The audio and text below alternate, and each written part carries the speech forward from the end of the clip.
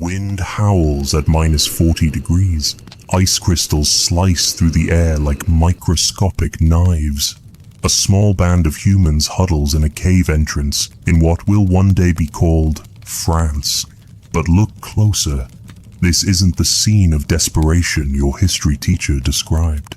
A child laughs as her grandmother makes shadow puppets against the firelit wall. Men carefully sort stone blanks for tomorrow's toolmaking. Women stitch waterproof seams with sinew thread so fine it would impress modern tailors. The aroma of roasting mammoth fat fills the shelter. Not the last desperate meal of a dying species, but tonight's feast for a thriving community. This is 25,000 years ago. The last glacial maximum, Earth's most brutal cold snap in human memory. But here's what nobody tells you about the Ice Age. Our ancestors didn't just endure it, they conquered it. While saber-toothed cats froze in their dens and even cold-adapted Neanderthals vanished from the Earth, Homo sapiens did something extraordinary. We thrived. The numbers are staggering. Imagine ice sheets 2 miles thick crushing everything from Scandinavia to Scotland. Sea levels plummeting 400 feet. Annual temperatures in Europe averaging 15 degrees Celsius below today's. The Sahara, green and dotted with lakes. The Amazon, a grassland.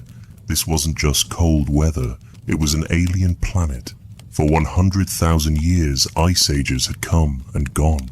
But this one was different. Starting around 33,000 years ago, temperatures didn't just drop, they crashed. The world became a freezer, and the door slammed shut for the next 8,000 years.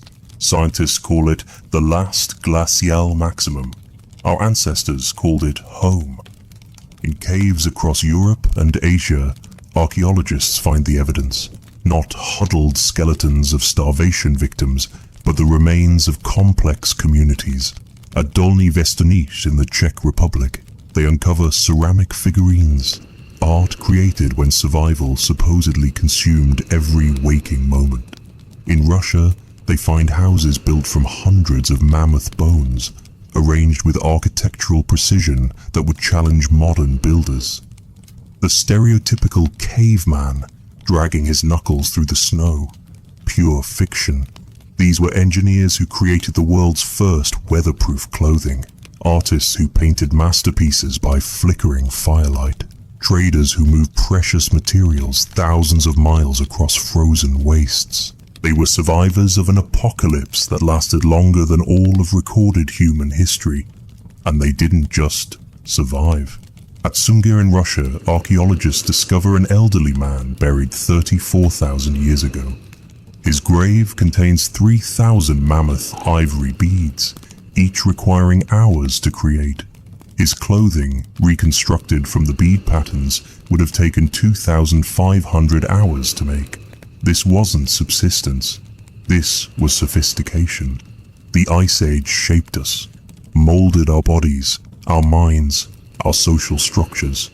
Every trait that makes us human, from our creativity to our cooperation, was forged in temperatures that would kill an unprepared modern human in hours. This is their story, the greatest survival tale never properly told. Welcome to hell frozen over. Welcome to humanity's finest hour. Imagine waking up to find your entire world changing. Not over centuries, but in decades. Your grandfather's stories of warm summers suddenly become mythology. The berries your mother gathered last year no longer grow. The reindeer migration routes your people followed for generations vanish as if they never existed. This wasn't science fiction. This was the younger Dryas. 12,900 years ago, the world was finally warming. The great ice sheets were retreating. Forests crept north across Europe. Humans spread into new territories, following the warmth like flowers tracking the sun. Then, in perhaps as little as a single human lifetime, winter returned with a vengeance. The numbers defy belief. In Greenland, temperatures plummeted 15 degrees Celsius. Not over millennia, over decades. Ice cores show the change happened in 2 stages. An initial drop of 5 degrees Celsius in just a few years, followed by another 10 degrees Celsius cooling. Imagine New York City's climate suddenly becoming like northern Alaska's. That's what our ancestors faced. But here's what makes this story extraordinary. We have witnesses. In a cave in Syria, archaeologists found something remarkable. Sediment layers from Abu Huraira tell a story written in ancient pollen. Layer by layer, they reveal a paradise transforming into tundra. Wild wheat and rye vanishing. Trees disappearing. In one human generation, a land of plenty became a frozen desert. The villagers' response? They invented agriculture. Faced with starvation, these desperate humans began cultivating the few wild grasses that survived. The younger Dryas didn't just test humanity, it transformed us from wanderers into farmers. Crisis became catalyst. Scientists still debate what triggered this frozen apocalypse. The leading theory sounds like a disaster movie. As North American ice sheets melted, a massive lake formed. Lake Agassiz, larger than all today's Great Lakes combined. When an ice dam burst, fresh water equivalent to all the world's rivers times 100 poured into the Atlantic. This freshwater tsunami shut down ocean currents that bring warmth to Europe. The climate system crashed like a computer hitting a fatal error. Within years, maybe months, the conveyor belt of heat stopped. The Younger Dryas lasted 1,300 years. To put that in perspective, it's longer than the time between the fall of Rome and the Renaissance. Entire cultures rose and fell within this single cold snap. In North America, the Clovis culture, those master hunters with their distinctive spear points, vanished. Their sophisticated toolkit, found from Alaska to Mexico, disappears from the archaeological record like someone erased them. 1 century, they're everywhere, the next, gone. But in their place, new cultures emerged. Diverse, adaptable, innovative. The Folsom people developed even finer projectile points. Coastal peoples turned to the sea. The crisis that killed the mammoths birthed a dozen new ways of being human. The Younger Dryas teaches us something profound. Climate change isn't gradual. It's a switch, not a dial. And when it flips fast. Our ancestors survived temperature swings that make modern climate change look subtle, but they didn't just endure, they evolved. Each crisis forced innovation. Each catastrophe created opportunity. The ice came in a day. But humans? We adapted in a generation. The story was just beginning. Stand where London sprawls today and look up. In your mind's eye, stack 10 Empire State Buildings on top of each other. That's how high the ice towered during the last glacial maximum. 2 miles of grinding, groaning glacier pressing down with the weight of mountains. But here's the breathtaking part. While half of North America lay crushed under ice, just miles away, vast grasslands teemed with life. The Ice Age didn't blanket Earth uniformly in white. It created a patchwork planet of extremes. Where New York City stands, buried under a mile of ice. Siberia, mostly ice-free, a vast steppe stretching from Spain to Alaska. The English Channel, a grassy plain where humans hunted horses. The Grand Banks off Newfoundland, prime real estate for mammoth herds.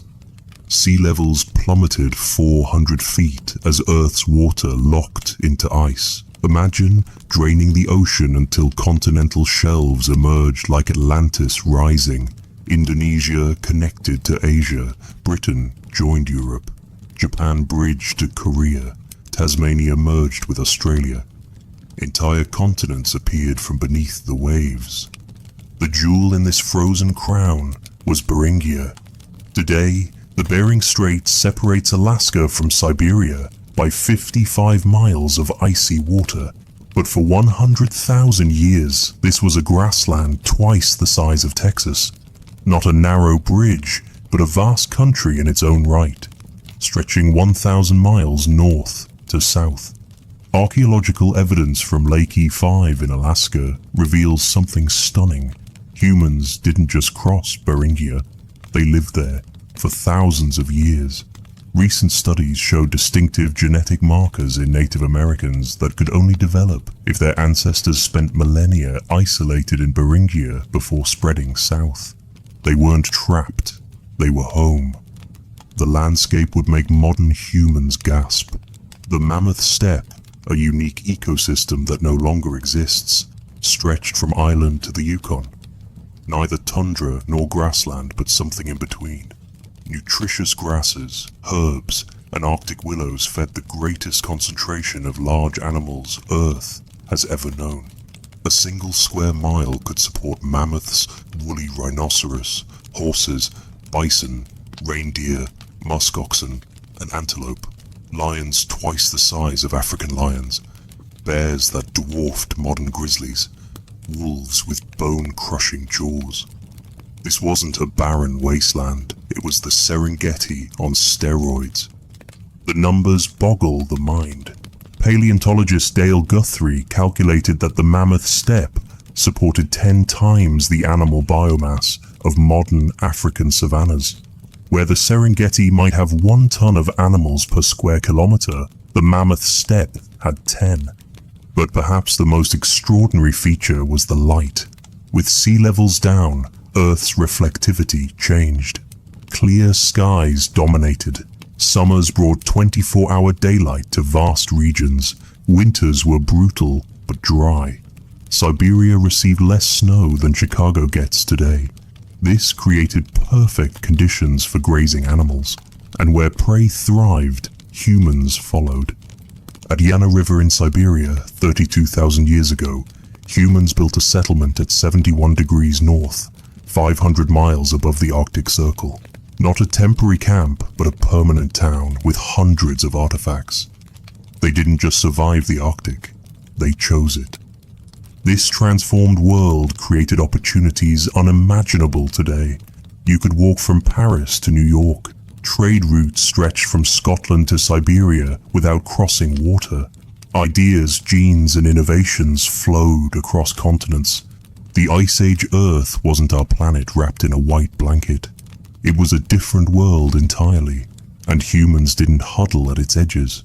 We ruled it. In a shelter near the Black Sea, 45,000 years ago, firelight flickers across a woman's concentrated face. In her weathered hands, she holds humanity's future, a sliver of bird bone no bigger than a matchstick. But this isn't just any bone. At one end, rubbed smooth with patient hours of work, sits a tiny hole. The eyed needle, 3 inches of polished bone that would determine who lived and who froze. Before this moment, humans draped themselves in rough hides, effective in mild weather, deadly in the deep cold. Wind sliced through gaps. Snow crept into seams. Body heat escaped like steam from a broken kettle. In temperatures of -40, you had maybe an hour before hypothermia won.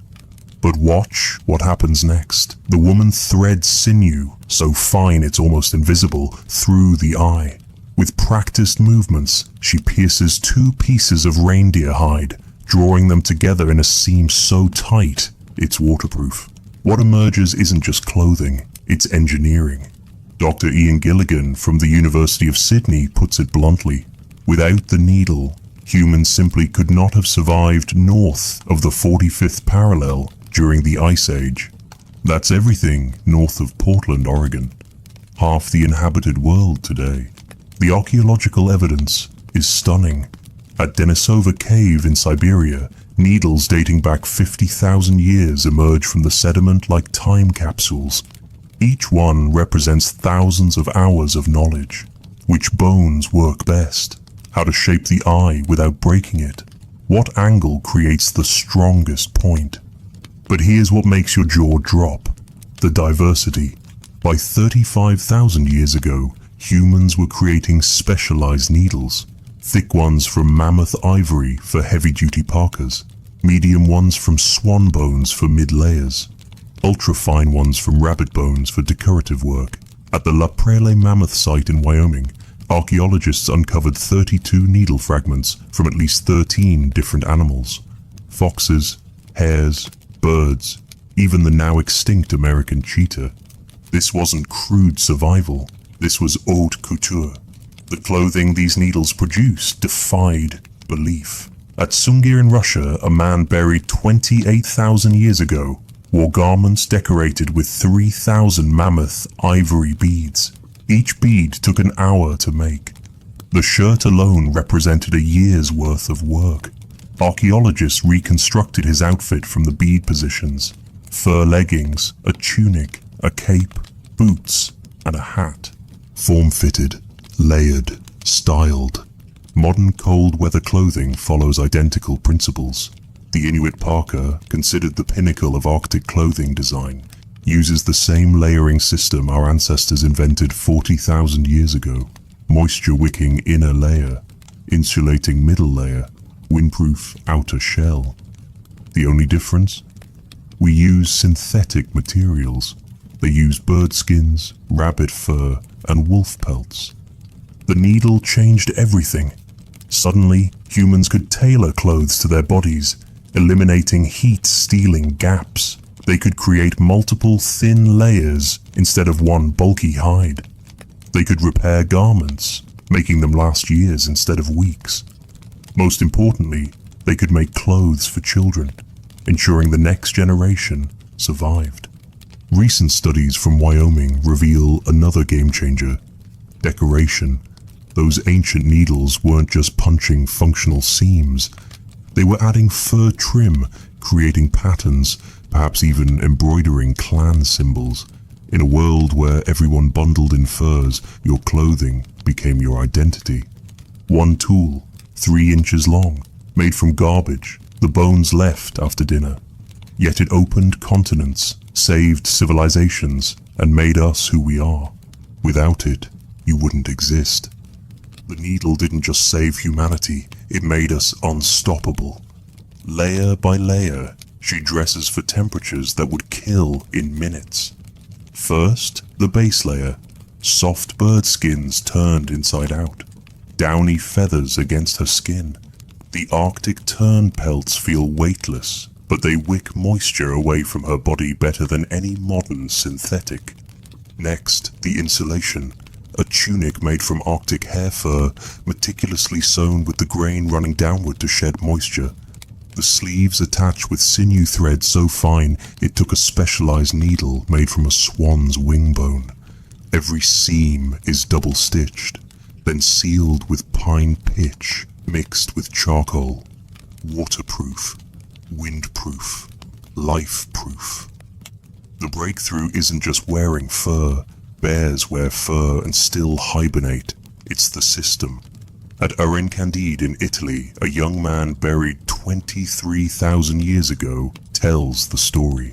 His grave contains over 400 shell ornaments arranged in patterns that reveal his clothing. Archaeologists painstakingly reconstructed his outfit: a cap decorated with hundreds of shells, a cloak with fur fringe, leggings with shell garters, and moccasins. This wasn't thrown together, this was designed. But here's what changes everything: the specialized functions of different furs. Ice Age humans understood insulation at a molecular level. Reindeer fur, hollow, and heat trapping formed the primary winter garments. Why? Each hair contains dead air spaces, nature's fiberglass insulation. A reindeer parka weighs 5 pounds, but insulates better than 20 pounds of wool. For the outer layer, wolverine fur. Strange choice? Hardly. Wolverine fur is hydrophobic. It repels water. More importantly, it doesn't accumulate frost from breath. A wolf fur hood rim would ice up in hours. Wolverine stays frost-free even at -50. Modern Arctic explorers still haven't found anything better. The revelations keep coming. Archaeologists studying preserved fur from permafrost sites discovered something remarkable: selective breeding. Ice Age humans weren't just wearing wild animal pelts. They were choosing animals with specific fur qualities, perhaps even managing herds to produce better clothing materials. At Kostenki in Russia, 25,000-year-old tailoring reaches couture levels. Ivory needles so fine they rival modern steel. Decorative fur trim cut in perfect geometric patterns. Boots with separate soles sewn to uppers, a technique we wouldn't reinvent until medieval times. Children's clothing proves most revealing. At multiple sites, miniature versions of adult garments appear. Not rough approximations, but scaled down replicas with the same attention to detail. A child's parka from Siberia used 30 ground squirrel pelts, each prepared separately, then assembled in a complex pattern that maximized insulation while allowing movement. The mathematics are staggering. A complete winter outfit required, 5 reindeer for the main garments, 50 to 100 ground squirrels for underlayers, 2 to 3 wolves for trim, 1 bear for sleeping robes, and countless smaller animals for accessories. One person's clothing represented hundreds of successful hunts. But perhaps the most ingenious innovation was biological. These clothes weren't just worn, they were lived in. The innermost layers developed beneficial bacteria that helped regulate temperature and prevent disease. Like a sourdough starter, these garments improved with age, becoming personal microbiomes that protected their wearers. Modern extreme weather clothing costs thousands and uses space-age materials. Ice Age humans achieved better results with stone tools and animal parts. Their clothing didn't just protect, it regulated temperature, managed moisture, prevented infection, and lasted years. They didn't dress for survival, they dressed for success. And in temperatures that would flash freeze exposed flesh, success meant perfection. Every single stitch. The farmer's shovel strikes something hard in the Ukrainian soil, probably another rock. But as he clears away the dark earth, a massive curved object emerges, yellowed with age, bigger than any bone should be. A mammoth jaw, locked in place for 15,000 years. What happens next rewrites prehistory. By 1965, archaeologists excavating at Mezherik uncover not random bones but architecture. 4 structures built from the remains of at least 149 mammoths. These aren't crude shelters, they're engineered buildings that would challenge modern architects working with conventional materials. The main structure measures 16 feet across. Its foundation, mammoth skulls, each weighing 100 pounds, carefully interlocked with jawbones. The walls, shoulder blades and pelvises stacked like giant shingles. Long bones form arcing supports. Tusks, driven deep into the ground, anchor the entire structure. This is engineering that requires math. Dr. Olga Sofer, who studied these sites for decades, calculated the weight. Each house used 20 tons of bone. That's 40,000 pounds of material that had to be collected, transported, and precisely placed. In a world without wheels, pulleys, or draft animals. But here's what makes archaeologists' minds reel. The bones show weathering. These weren't fresh kills. Ancient humans scavenged skeletal remains from natural death sites, sometimes miles away. They selected specific bones for specific purposes. Skulls for foundations, scapulars for walls, femurs for rafters.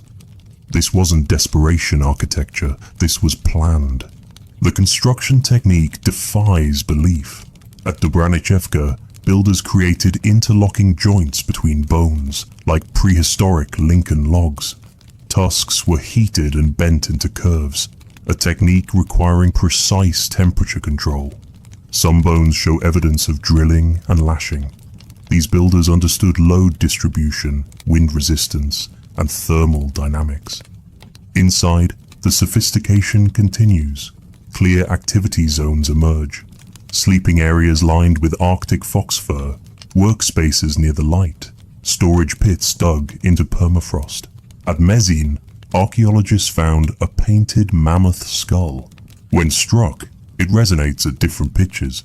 The world's first drum, built into the architecture itself. The burning question, why bones? Wood was scarce on the periglacial steppe, but that's only part of the answer. Bone has properties wood lacks. It's naturally water resistant. Its density provides superior insulation, critical when outside temperatures hit -50. The marrow cavities trap dead air, creating additional insulation. A mammoth bone house maintained internal temperatures 40 degrees warmer than outside. Recent discoveries push the mystery deeper. At Kostenki, a massive circular structure from 25,000 years ago used bones from at least 60 mammoths. But this wasn't a house. No sleeping areas, no clear hearths. Instead, evidence of large-scale burning and possible ritual use. A monument, a community center, a prehistoric cathedral?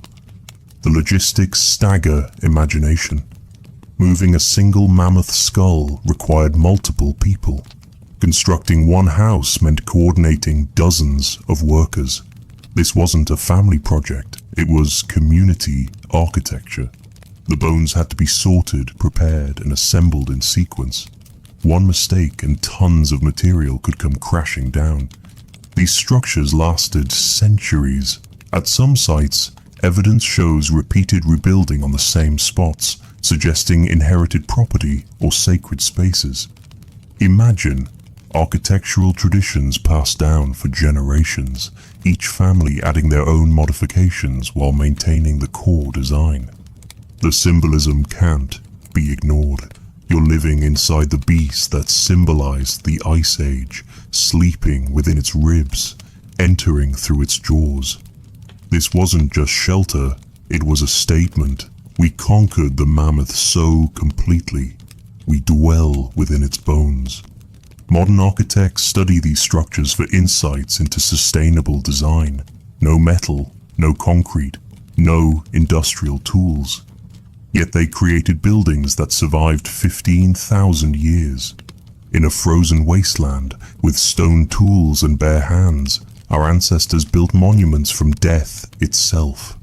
And they called them home. In the depths of the Korman 9 site in Ukraine, archaeologist William Murphy brushes away 23,000 years of sediment. What emerges challenges everything we thought we knew about Ice Age survival. 3 distinct hearths, each telling a different story, each burning at 600 degrees Celsius, as hot as a modern campfire. But here's the mystery that keeps scientists awake.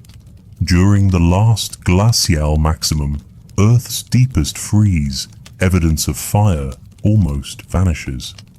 How do you survive -50 without fire? The answer reveals human ingenuity that borders on impossible. At Korman 9, microscopic analysis shows these weren't random fires. Each hearth served a specific purpose. The large one, communal heating and cooking. The medium, tool production, maintaining exact temperatures for heat-treating flint. The small, specialized craftwork requiring precise heat control. These people understood fire like modern chemists understand reactions, but the real innovations lay in fuel. Wood was precious on the steppe, a few dwarf willows, some Arctic birch. Burning it all meant death. So our ancestors innovated bonfires, fat lamps, dung furnaces. Each fuel source required different techniques, different structures, different knowledge. Archaeologist Alexander Pryor discovered something stunning at Kostenki. Burned bone fragments revealed temperatures exceeding 650 degrees Celsius. You can't achieve that by tossing bones on a fire. It requires forced air, prehistoric bellows. It requires specific bone preparation. It requires understanding that bone marrow, rendered at exact temperatures, burns hotter than wood. The fat lamp revolution changed everything. A hollowed stone, seal blubber, a moss wick. Simple ingredients, world-changing results. These lamps burned for days without refueling. No smoke, steady heat, portable light. In the permanent darkness of Arctic winter, these weren't luxuries, they were lifelines. At Dolní Věstonice 26,000 years ago, someone discovered ceramic technology. Not for pots, for heating. They created ceramic heating elements that stored and radiated warmth hours after the fire died. Archaeologists found hundreds of ceramic fragments, all fired at temperatures revealing precise thermal control. But why does fire evidence disappear during the coldest period? Dr. Vera Aldias from the University of Algarve proposes something radical.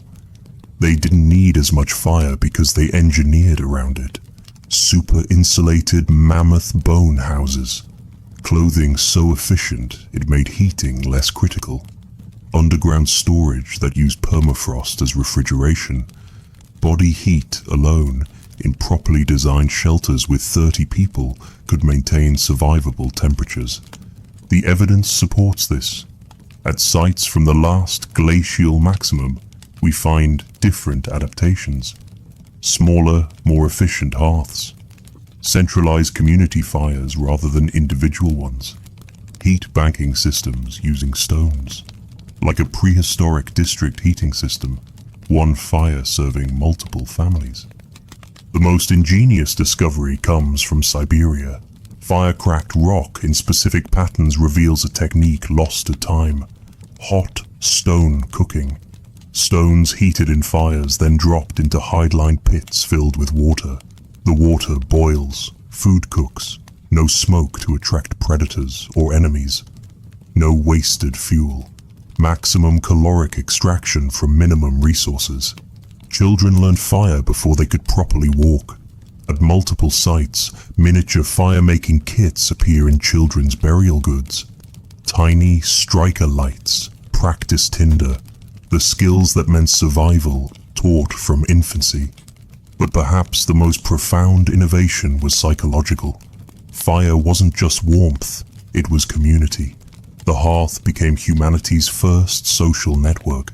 Stories told, knowledge shared, bonds forged. In a world where darkness lasted months, fire created an artificial day where culture could flourish. Modern survival experts marvel at these techniques. Navy SEALs trained to make fire in extreme conditions. Arctic researchers carry multiple backup systems. Our ancestors did it with rocks, fungus, and animal fat. Every single day. For thousands of years, without matches, without failure. Because failure meant more than discomfort. Failure meant extinction. The fires of the Ice Age never truly died. They just learned to hide, burning in the most unlikely places, tended by the most unlikely species, tropical apes who refused to freeze. And in those flames, civilization was forged. Forget everything Hollywood taught you about mammoth hunting. The scene, a massive bull mammoth, 9 tons of muscle and fury, charges across the frozen steppe. In movies, fur-clad hunters hurl spears at the beast, whooping as they chase it toward a cliff. Pure fantasy. Try throwing a spear hard enough to penetrate 4 inches of tough hide, a layer of fat, and then reach vital organs. Physics laughs at your puny human arms. The reality was genius. UC Berkeley archaeologist Scott Byram just shattered decades of assumptions.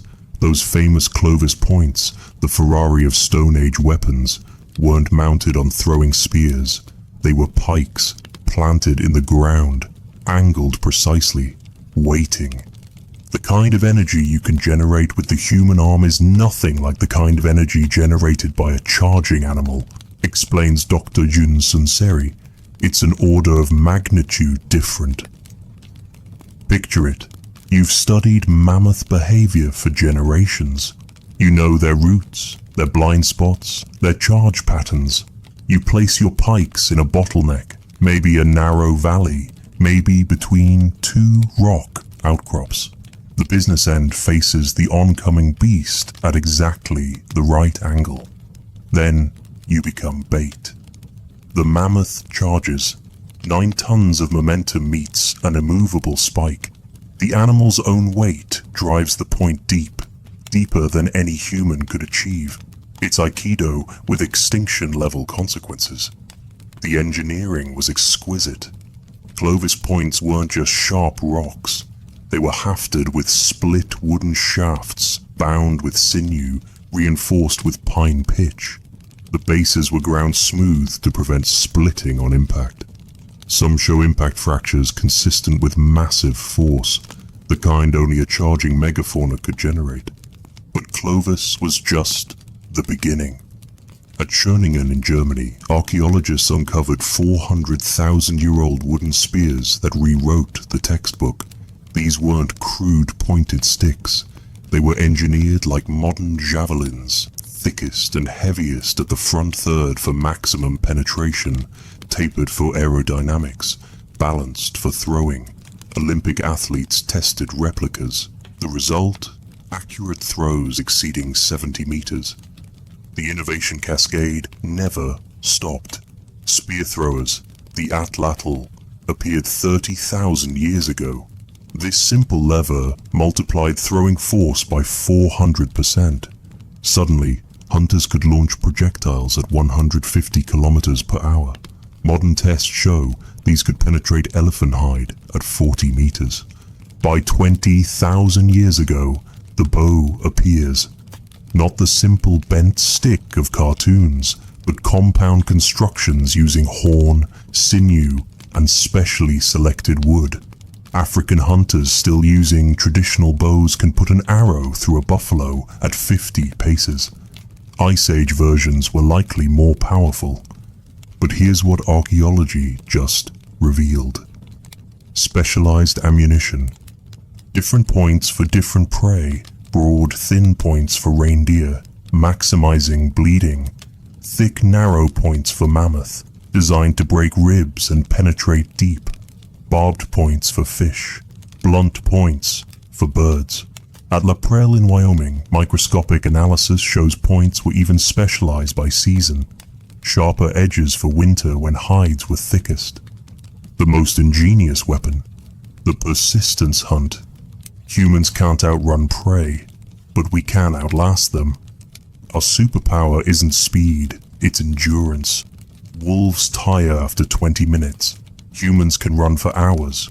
In Africa, hunters still pursue antelope until heat exhaustion drops them. In the Ice Age, fresh snow revealed tracks.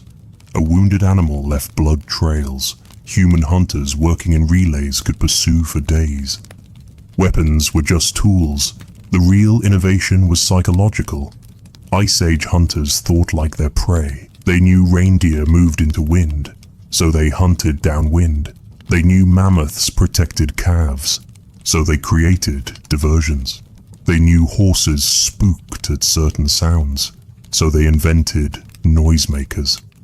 At Starcar in Britain, 11,000 years ago, hunters wore deerskull headdresses, not for ritual, for camouflage. Red deer accept other deer approaching closer than obvious humans. Those extra meters meant the difference between success and starvation.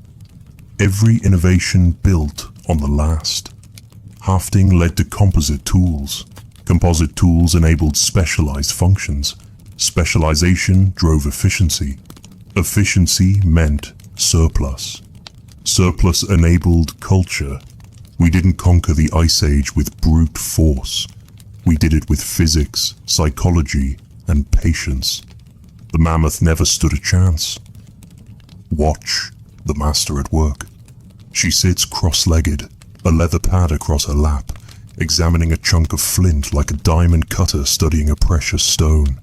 This isn't random rock bashing. This is engineering at the molecular level. She sees what others can't. The path of force through crystalline structures, the hidden flaws that determine where stone will break, the perfect angle that transforms mineral into masterpiece. With her antler hammer, she strikes. Once. The flint splits exactly where intended, revealing a surface that gleams like black glass. But she's just beginning. Welcome to the Swiss Army knife of the Stone Age. By 40,000 years ago, tool-making had evolved from crude chopping to precision manufacturing. The archaeological record reveals over 60 distinct tool types from the Upper Paleolithic. Not variations, completely different tools for completely different jobs. It's like finding a hardware store frozen in time. The revolution started with a breakthrough: blade technology. Instead of making one tool from one stone, Ice Age innovators discovered how to create multiple standardized blades from a single core, like peeling identical slices from an apple. One basketball-sized core could yield 50 razor-sharp blades. Each blade then became raw material for specialized tools. The diversity staggers modern archaeologists. Burins for engraving, so precise they could carve microscopic lines in ivory. End scrapers for hide preparation, with edges worn smooth from processing thousands of pelts. Backed bladelets, tiny geometrics that formed composite tools. Borers for precision drilling, notch tools for shaft straightening. But here's what changes everything: hafting. 35,000 years ago, someone figured out how to attach stone to wood. Simple concept, world-changing implications. Suddenly tools had leverage, they had reach, they had replaceability. Break your spear point, pop in a new one. Different task, different attachment. The multi-tool was born. At Pinsevent in France, archaeologists uncovered an Ice Age workshop frozen in time. 15,000 years ago, someone sat here making tools. The debris patterns reveal their technique: controlled pressure flaking using antler tines to remove flakes thinner than paper. The precision equals modern surgical instruments. Regional styles emerged like prehistoric patents. Solutrean points from France and Spain, so thin light passes through them. Crafted using heat treatment and pressure flaking, their art masquerading as tools. Russian sites yield different innovations. Large unifacial tools perfect for heavy butchering. Each region's toolkit adapted to local resources and needs. The real genius lay in composite tools. At Mezhirish, archaeologists found grooved bones that puzzled them for years. Then someone noticed the grooves exactly fit microliths. These were handles holding rows of tiny stone inserts. Prehistoric razors with replaceable blades. When one dulled, pop it out, slide in fresh. The invention of modular technology, 20,000 years before modules. Children learned by doing. Sites yield thousands of practice pieces. Failed attempts at replicating adult tools, the learning curve was steep. Modern experimental archaeologists need months to achieve basic competence. Ice Age children started at 5, mastered techniques by 15. Their lives depended on it.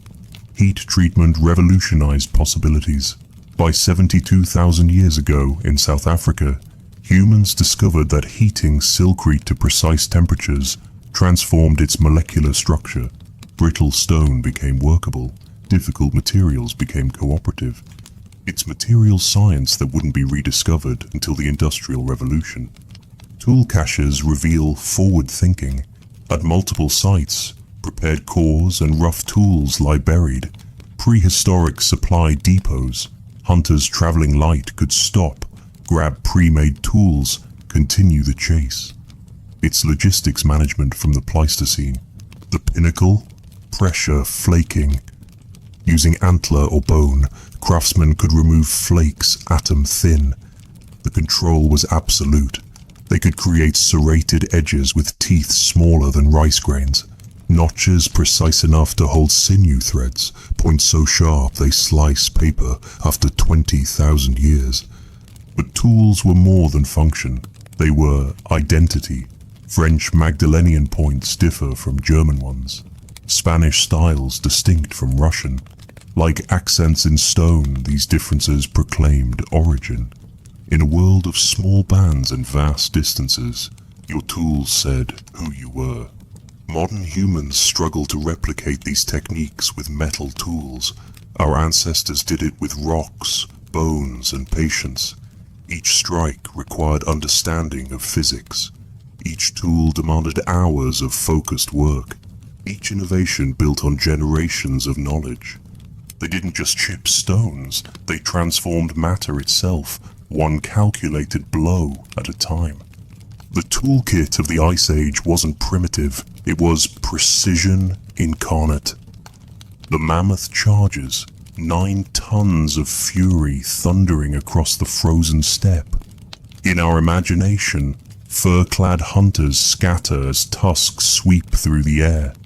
But step into the archaeological tent at Kammern-Grubgraben, Austria, and a different story emerges from 24,000-year-old bones. Here's what shocks researchers. Of thousands of bones meticulously catalogued, over 90% belong to one animal. Not the mighty mammoth, not the fierce cave bear, reindeer. "Look at these antlers," says Dr. Kirsten Pastor, running her fingers along a still-attached skull. "Winter kills everyone."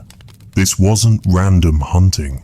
These Ice Age humans specifically targeted reindeer in their prime winter coats, when the fur was thickest, warmest, and most water-resistant.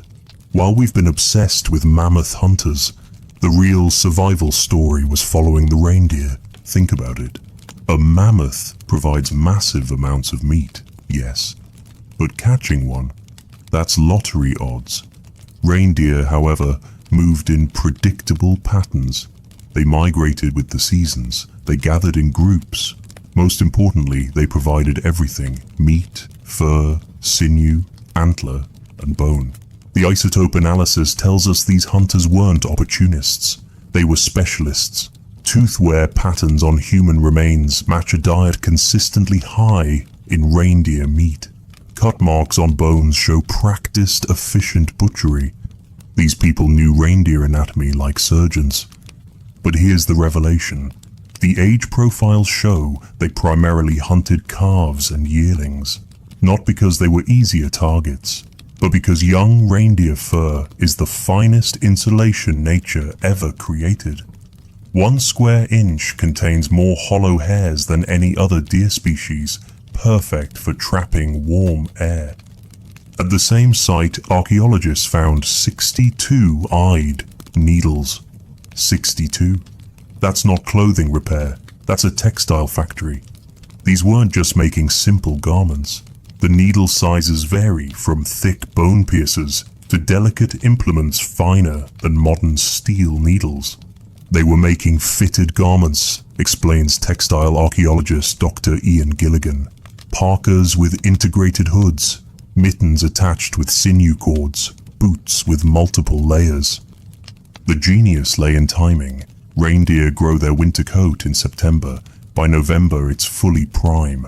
Hunt too early, the fur is thin. Too late, and spring shedding begins. Ice Age humans had perhaps a 6-week window to secure an entire year's clothing materials. Unlike the random distribution of mammoth sites, reindeer hunting camps cluster along migration routes. Generation after generation return to the same spots. At Pinsevent in France, archaeologists can trace 12,000 years of continuous reindeer hunting at one river crossing. This challenges our entire image of Ice Age survival. While mammoth hunting was spectacular, and yes, it happened, reindeer were the everyday reality. They were reliability in a world of uncertainty. They were survival dressed in fur. Your ancestors didn't dream of mammoth steaks. They dreamed of reindeer migrations, and those dreams kept them alive. In the archaeological storage room at the University of Tübingen, Dr. Amanda Henry holds up a microscopic slide. What she's seeing rewrites Ice Age history. It's not a stone tool or ancient bone. It's 30,000-year-old dental plaque, and it's full of plants. Starch grains, she says, adjusting the microscope. Lots of them. This Neanderthal was eating his vegetables. For decades, we've imagined Ice Age humans as pure carnivores, surviving on mammoth steaks and reindeer haunches. The truth? They were eating salads. Well, Ice Age salads. Cattail roots, hawthorn berries, wild carrots, and dozens of other plants we're just beginning to identify. The evidence comes from the most unlikely source: fossilized plaque on ancient teeth. This biological garbage turns out to be a time capsule. Using new extraction techniques, researchers can identify plant cells, starch grains, even pollen trapped in prehistoric dental tartar. This changes everything, says Henry. These people had encyclopedic knowledge of plants. At Dolní Věstonice in the Czech Republic, the evidence is even more dramatic. Here, 30,000 years ago, someone built what can only be called a processing facility. Grinding stones, some weighing 50 pounds, show polish from thousands of hours of use. Microscopic analysis reveals they weren't grinding pigments or minerals, they were processing plants. The wear patterns tell a specific story: circular motions for seeds, back and forth grinding for roots, different stones for different plants. This wasn't casual food preparation, this was systematic processing on an almost industrial scale. But why? The answer lies in human biology. Our brains consume 20% of our calories, twice that of other primates. Meat provides protein and fat, but the brain runs on glucose. And the most efficient source of glucose? Starch from plants. Dr. Karen Hardy from the University of Barcelona made another startling discovery. Some of these plant starches show evidence of cooking. They've been gelatinized by heat. This means Ice Age humans weren't just gathering plants. They were transforming them through cooking, making nutrients more available. The timing is significant. Around 30,000 years ago, as the last glacial maximum approached, a new technology exploded across Europe. Ground stone tools, not for hunting, not for weapons, for plants. It's a technological revolution we've ignored, explains archaeologist Dr. Emanuela Cristiani. Grinding technology appears simultaneously from Spain to Russia. That suggests desperate need. Consider what this means.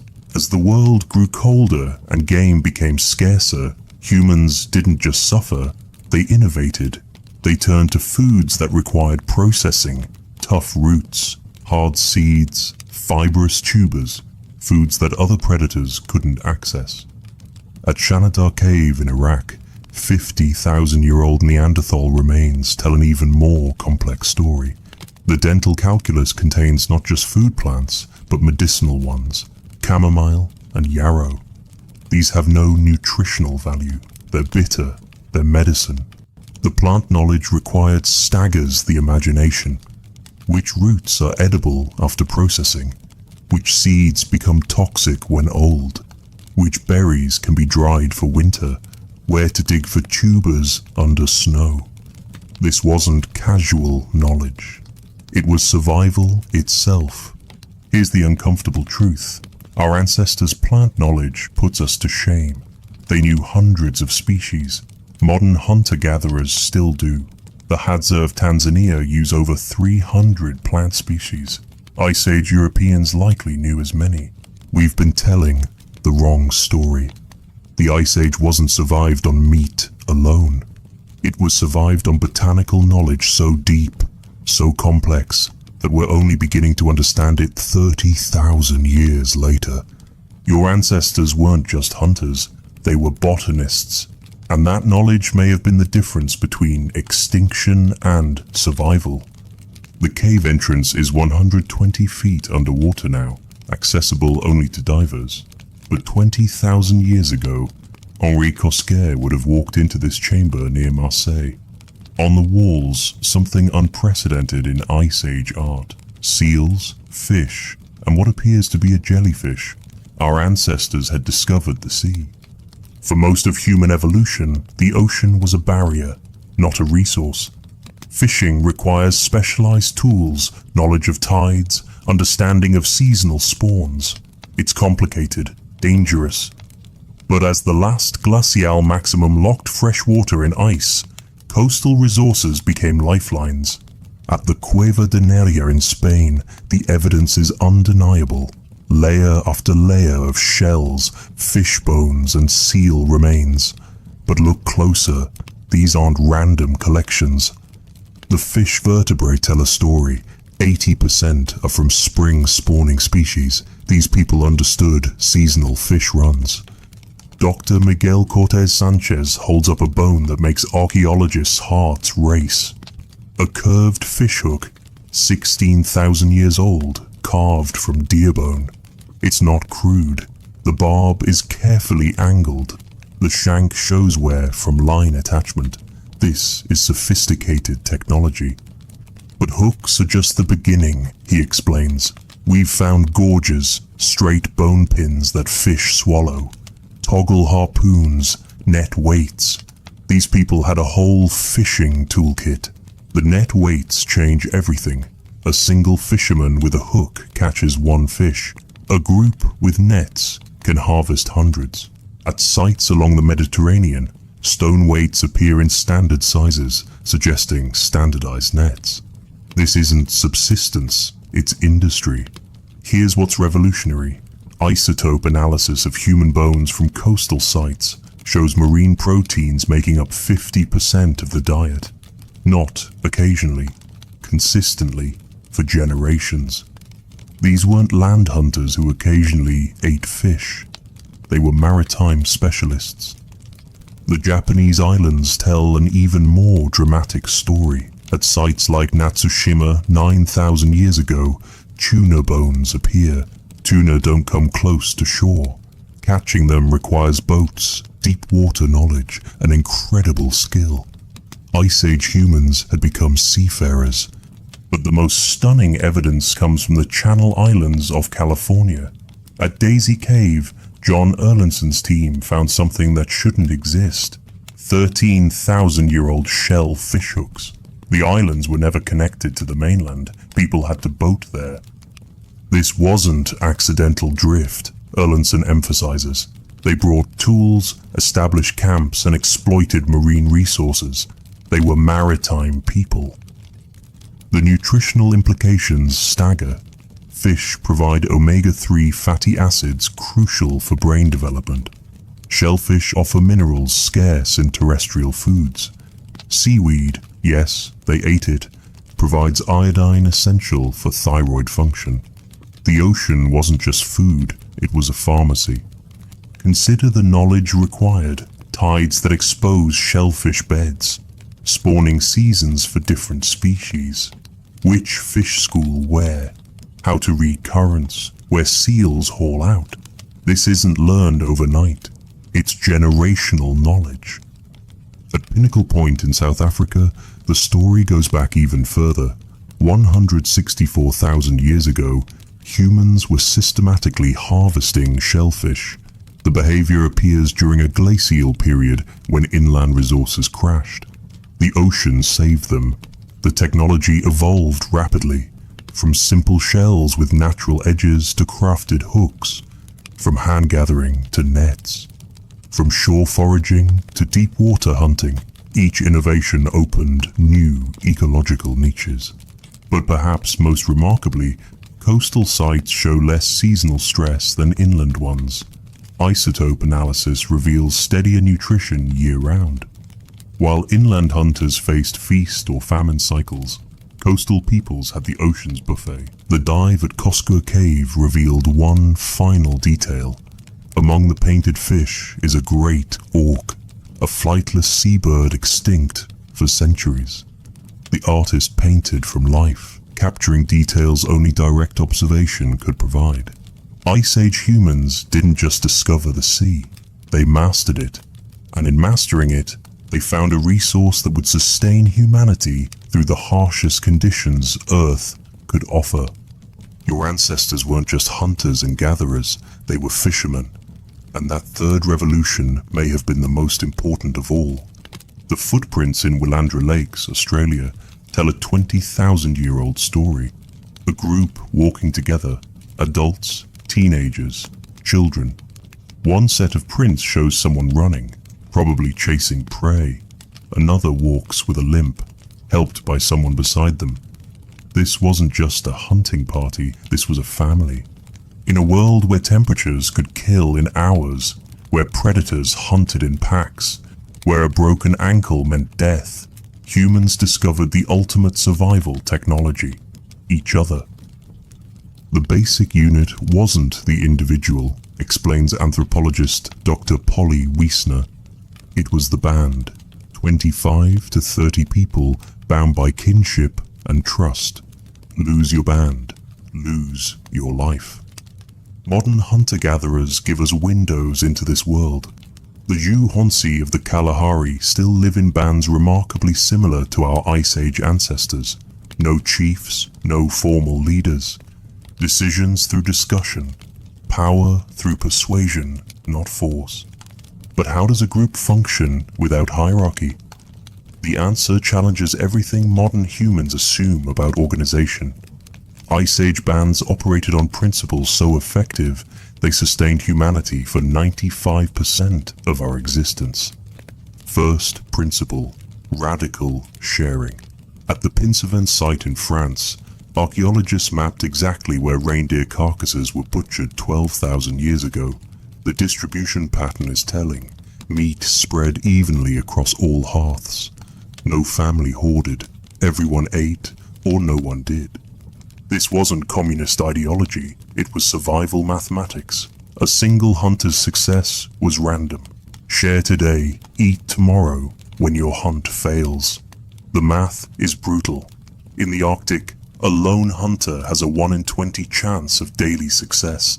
A band sharing has 19 in 20.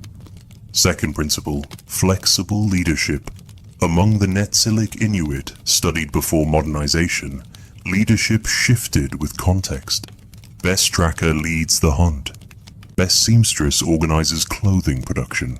Elder with geographic memory guides migration. Authority was situational, not permanent.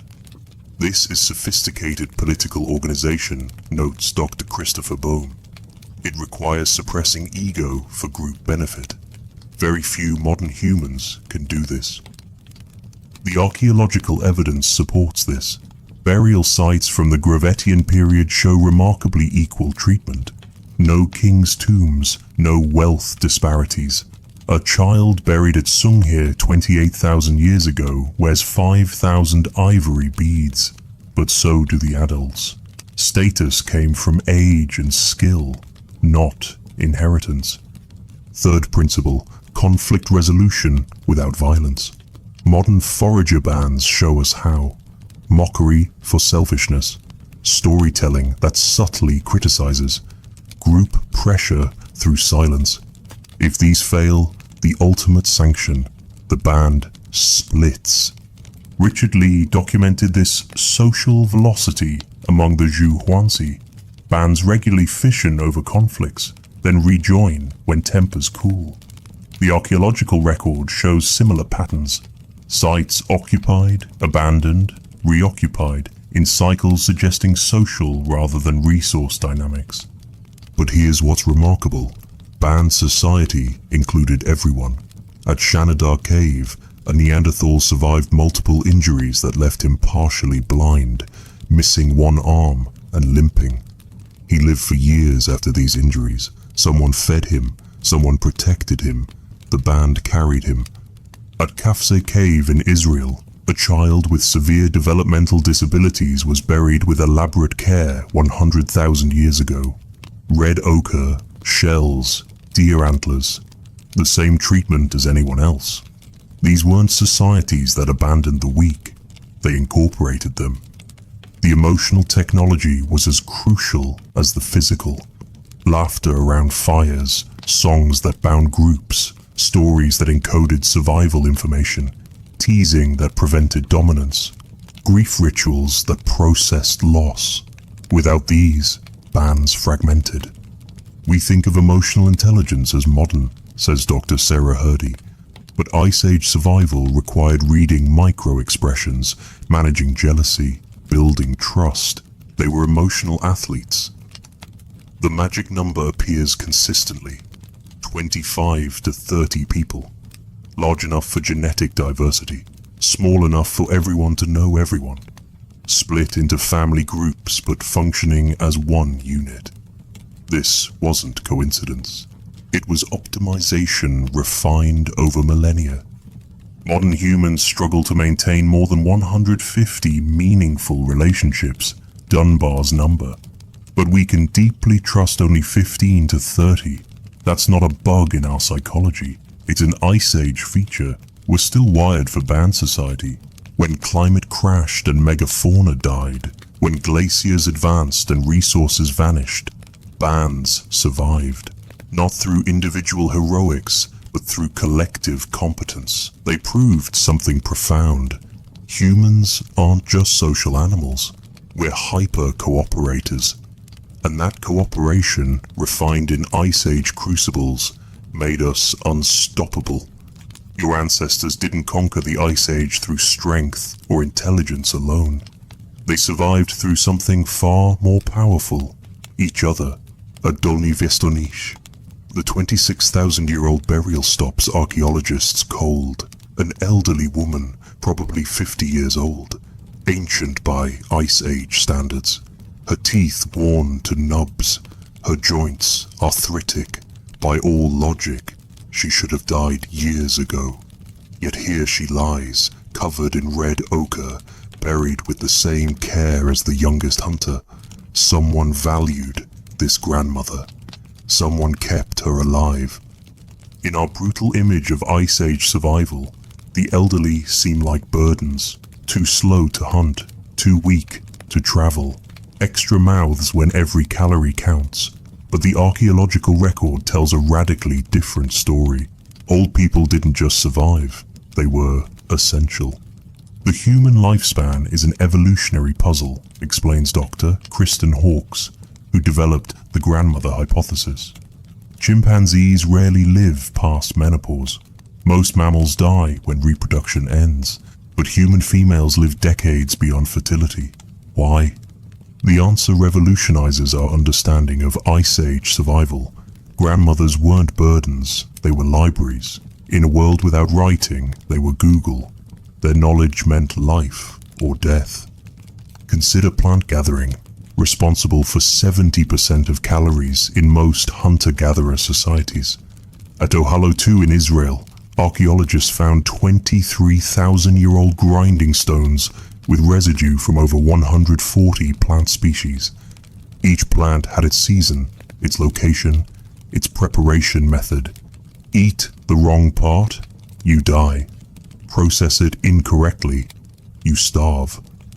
This isn't casual knowledge, emphasizes ethnobotanist Dr. Nancy Turner. Indigenous grandmothers today know thousands of plant details. Ice Age grandmothers knew more. The Hadza of Tanzania offer a glimpse. Elderly women know which tubers grow where, even when invisible underground. They remember fruiting cycles across decades. They can identify edible plants from poisonous lookalikes by subtle differences in leaf serrations. This knowledge takes 50 years to accumulate. But plants were just the beginning. At sites across Ice Age Europe, we find evidence of complex seasonal rounds, movements between resource patches timed with precision. Who remembered that the salmon ran early in hot summers, that certain valleys held snow late, preserving game? Grandmothers. The biological evidence is compelling. Human children have the longest dependency period of any mammal. They can't feed themselves effectively until adolescence. Someone must provision them. Mothers, they're often pregnant or nursing. Fathers, they're hunting. Who fills the gap? Grandmothers. Studies of modern hunter-gatherers prove this. Hadza children with living grandmothers are 50% more likely to survive to adulthood. They're better nourished, they learn faster. The grandmother effect is measurable, dramatic, and universal. At Sungheir in Russia, genetic analysis of 34,000-year-old burials revealed something unexpected. The elderly woman buried there wasn't related to the children nearby. She was caring for children who weren't her biological grandchildren. Alloparenting, cooperative child rearing, extended beyond genetic lines. This is uniquely human, notes Dr. Sarah Hurdy. No other primate does this. Ice Age survival required networks of care beyond the nuclear family. The knowledge transfer was staggering. Medicine comes from grandmothers. At El Cedron in Spain, Neanderthal dental calculus contains compounds from medicinal plants, chamomile for inflammation, poplar bark containing aspirin precursors. This pharmaceutical knowledge was transmitted across generations. Craft knowledge, too. The oldest-eyed needles cluster at sites with multiple generations present. Venus figurines, those mysterious female sculptures, often depict elderly women. Were they honoring the knowledge keepers, the teachers of essential skills? Here's what changes everything. Modeling ancestral populations shows that groups with post-reproductive females had massive advantages. They could support more children, transmit more cultural knowledge, survive resource crashes. Grandmothers weren't just helpful, they were evolutionary drivers. The emotional technology matters too. Grandmothers in forager societies are the conflict resolvers, the matchmakers, the storytellers who encode survival information in memorable narratives. They're the social glue when bands threaten to fragment. At Shanidar Cave, the famous flower burial might tell this story. The elderly individual was buried with medicinal plants, a healer, a knowledge keeper, someone valued not for strength, but for wisdom. The math is inescapable. Ice Age bands that supported elderly women had more surviving grandchildren. Those grandchildren carried genes for longevity. The cycle reinforced itself. Grandmothers created the conditions for their own evolution. This challenges our youth-obsessed culture's assumptions. In the harshest conditions humans ever faced, age wasn't weakness, it was wealth. Not physical wealth, but something more valuable, knowledge that meant survival. Your existence proves this. You're here because Ice Age bands valued their grandmothers, because someone 30,000 years ago decided that keeping an arthritic elder alive was worth the calories. That decision echoes through time. The Ice Age wasn't survived by the young and strong alone. It was survived by communities wise enough to value experience over strength, knowledge over youth, wisdom over vigor. Grandmothers didn't just help our ancestors survive the Ice Age. They may have been the reason we survived at all. The beads tell a love story 30,000 years old. Found at Dolny Vestonich, they're made from shells that traveled 500 kilometers from the Mediterranean. But here's the puzzle. Identical beads appear at sites hundreds of kilometers apart. These weren't trade goods. They were engagement rings, Ice Age style. In a world of tiny bands scattered across frozen continents, finding a mate outside your family group wasn't just preferable, it was mandatory. The genetic math is unforgiving. Bands of 25 to 30 people contain maybe 5 to 7 potential partners in your age range. Half are your siblings or cousins. Inbreeding meant extinction. The solution was breathtaking in scope, explains geneticist Dr. Connie Mulligan. Ice Age humans created mate exchange networks spanning thousands of square kilometers. These weren't random hookups, they were diplomatic missions. The evidence comes from multiple sources. Strontium isotope analysis of teeth reveals where people grew up versus where they died. At Sungheir in Russia, young adults show isotope signatures from regions 200 kilometers away. They moved for marriage. But how did isolated bands even know each other existed? The answer lies in aggregation sites, locations where multiple bands gathered seasonally. Pinsevent in France shows evidence of such gatherings. During reindeer migrations, the site hosted not 30 people, but 300. It was speed dating, Ice Age edition, jokes archaeologist Dr. Meg Conkey, but with life or death stakes. The material evidence is striking. Jewelry styles, specific bead types, pendant designs, decoration patterns spread along predictable routes, not randomly like trade goods, but in clusters suggesting marriage networks. A woman buried at Pavlov Hills wears beads matching styles from sites 400 kilometers away. She likely brought them from her birth band. Personal ornaments served as identity markers. Shell types indicated coastal origins. Amber meant Baltic connections. Specific tooth pendants showed group affiliation. In a world without Facebook, jewelry was your profile. The logistics stagger modern minds. Young adults walking hundreds of kilometers through glaciated landscapes to find partners. But ethnographic evidence from recent hunter-gatherers shows similar patterns. Australian Aboriginal groups maintained marriage networks across continental scales. These weren't one-way trips. Genetic evidence shows bi-directional movement, suggesting complex alliance systems. A woman might move to her husband's band, but her brothers would seek wives from other groups, creating web-like connections across the landscape. At Ksara Keel in Lebanon, 40,000 years old, archaeologists found what might be history's first love token. A fox-tooth pendant with microscopic residue of red pigment. Worn against skin, transferred to a beloved. We'll never know. But someone cared enough to carry it from Europe to the Levant. These objects had biographies, explains Dr. Clive Gamble.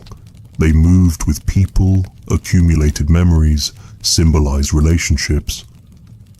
The social negotiations were complex. Which band gave more partners? How were alliances balanced? What happened when partnerships failed? Modern foragers show elaborate protocols, gift exchanges, multi-year negotiations, ritual fights that established hierarchy without bloodshed. Language barriers? Probably minimal. Linguistic analysis suggests Ice Age Europe had far fewer languages than today.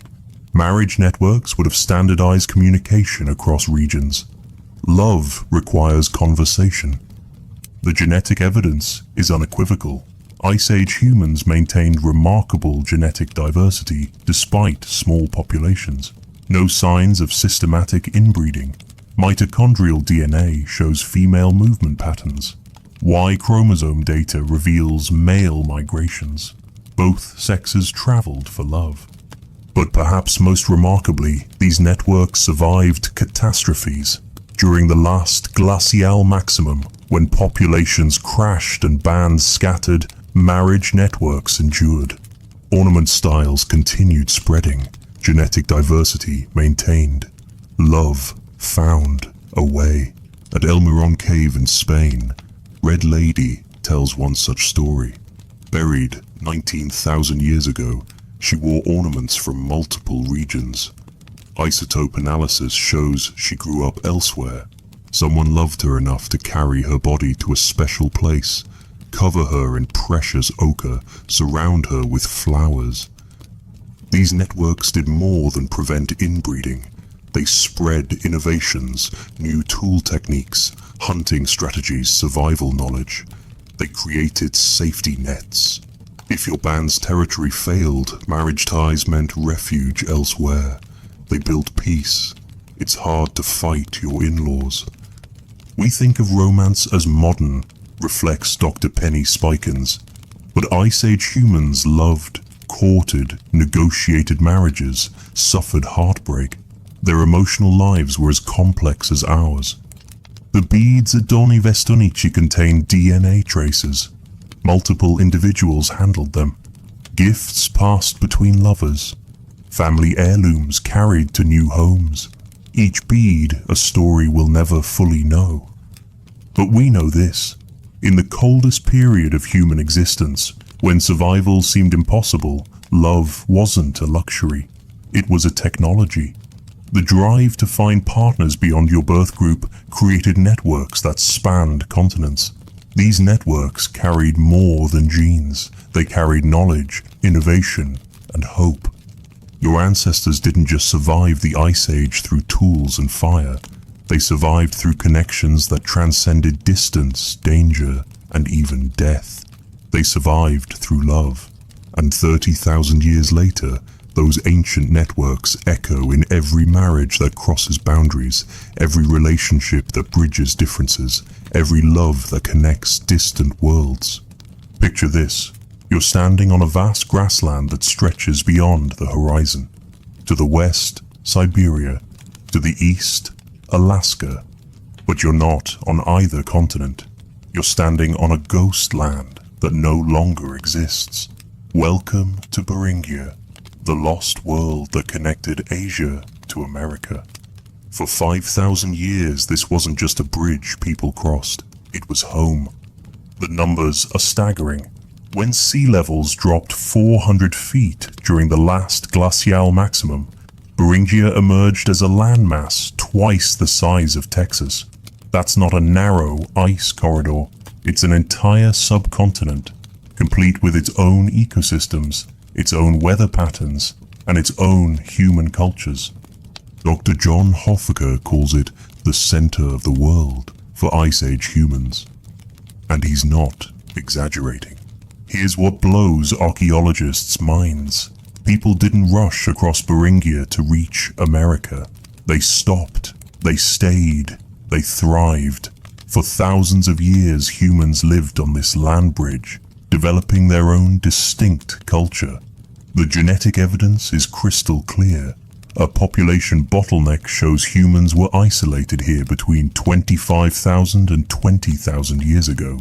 But what was life like on Beringia? Forget the image of a frozen wasteland.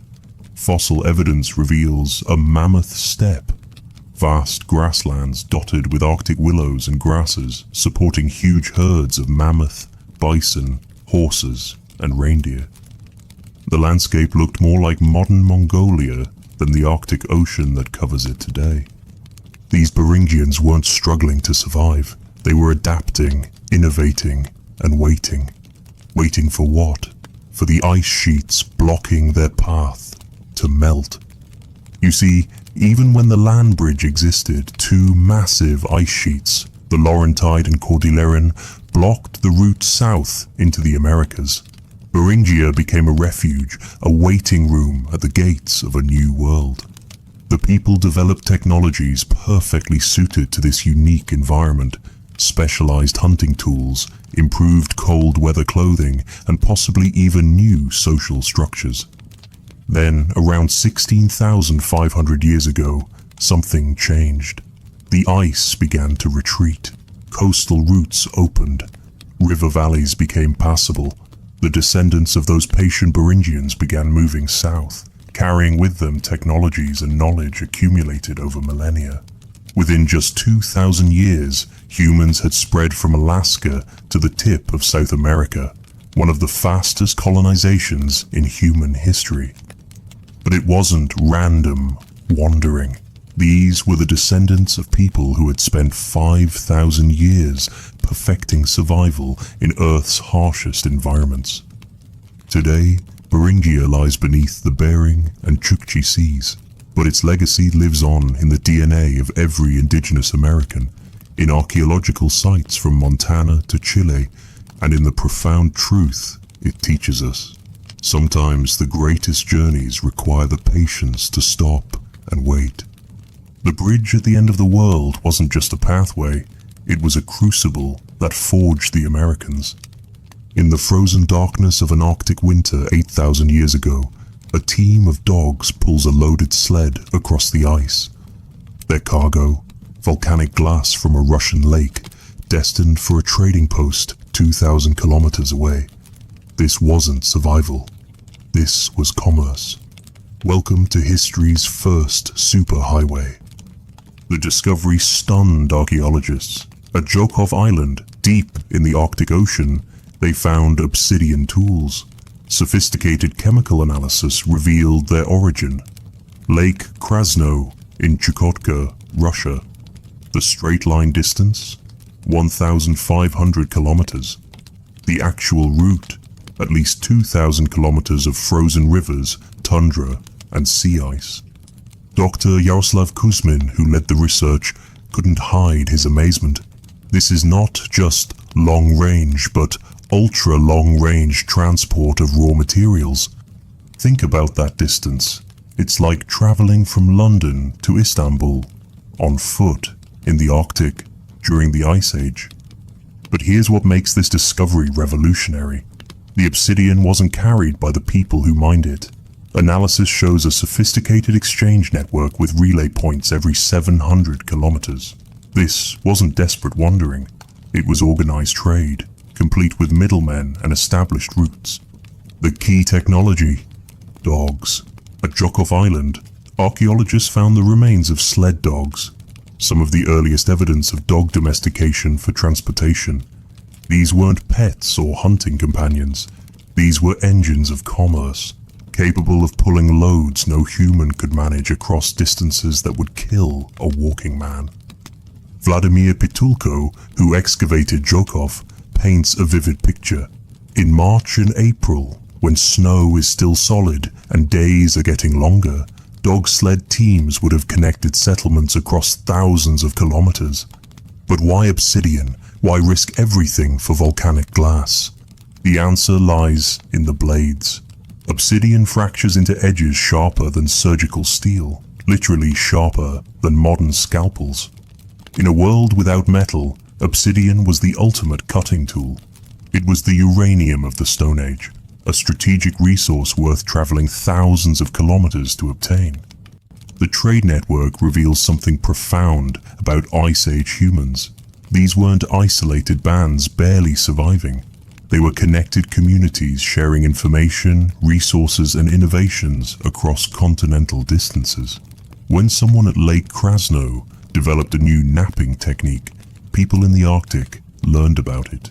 When climate changed in Siberia, news traveled to Alaska. This ancient obsidian road operated 4 times longer ago than the famous Silk Road. It connected the Pacific to the Arctic Ocean, creating what researchers call trade hubs, prehistoric shopping centers where furs, amber, shells, and tools changed hands.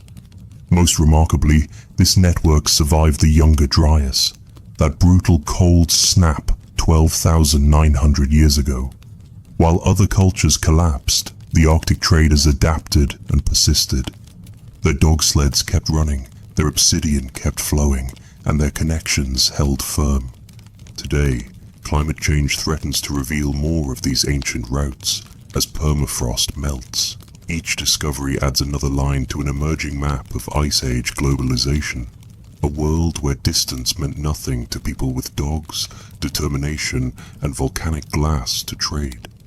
The ice sheets advanced like frozen tsunamis, crushing everything in their path. Mile-high glaciers bulldozed forests, filled valleys, and turned verdant lands into sterile ice. But life is stubborn. In scattered pockets across Europe, small bands of humans found something miraculous: ice-free islands in a frozen sea. These refugia didn't just save our species, they shaped who we became. Dr. Clive Finlayson, studying Gibraltar's caves, made a startling discovery. While northern Europe lay buried under ice, the southern tip of Iberia bloomed with life. It was like a Mediterranean Garden of Eden, he explains, when everywhere else was frozen hell. The evidence is written in DNA. Modern Europeans carry genetic signatures that trace back to 3 main refugia: Iberia, Spain and Portugal, the Italian peninsula, and the Balkans. Each refuge developed its own genetic fingerprint, its own cultural innovations, its own survival strategies. But these weren't resort destinations. Imagine 30,000 people, the entire human population of Europe, squeezed into a few scattered pockets. That's the genetic bottleneck revealed by our DNA. Humanity in Europe came terrifyingly close to extinction. In Iberia's Cantabrian mountains, Humans took shelter in caves that became generational homes. At El Castillo and Altamira, they didn't just survive, they created some of history's greatest art. The famous cave paintings?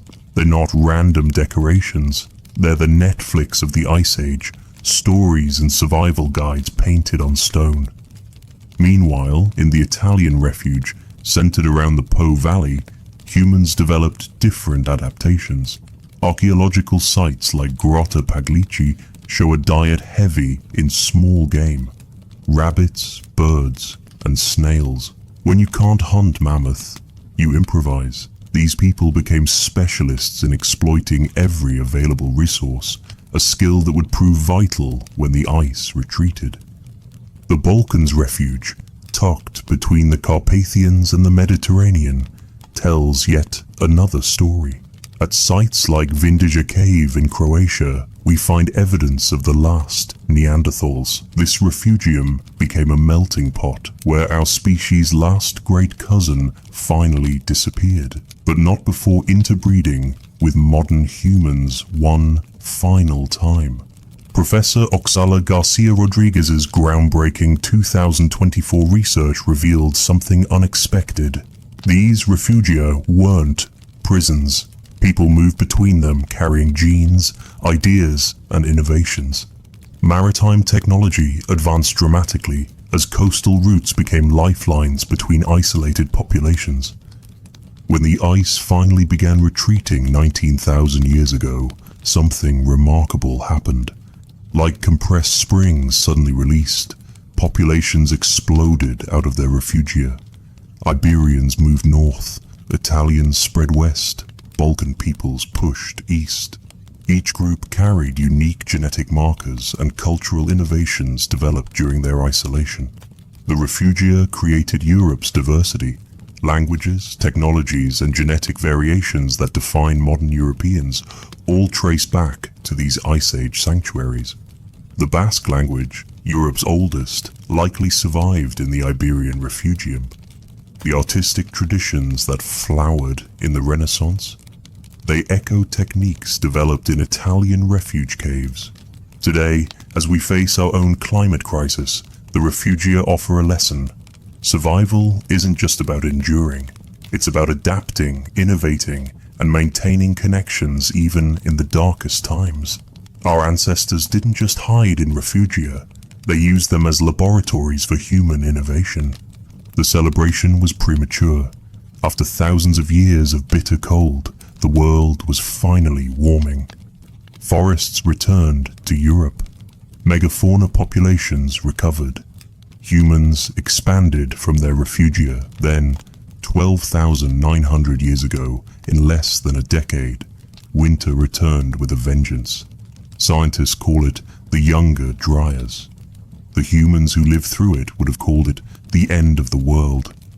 In Greenland, temperatures plummeted 15 degrees Celsius in just 3 years.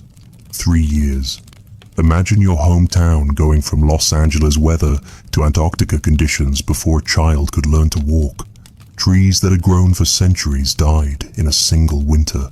Lakes that had thawed for generations froze solid and stayed that way for 1,300 years.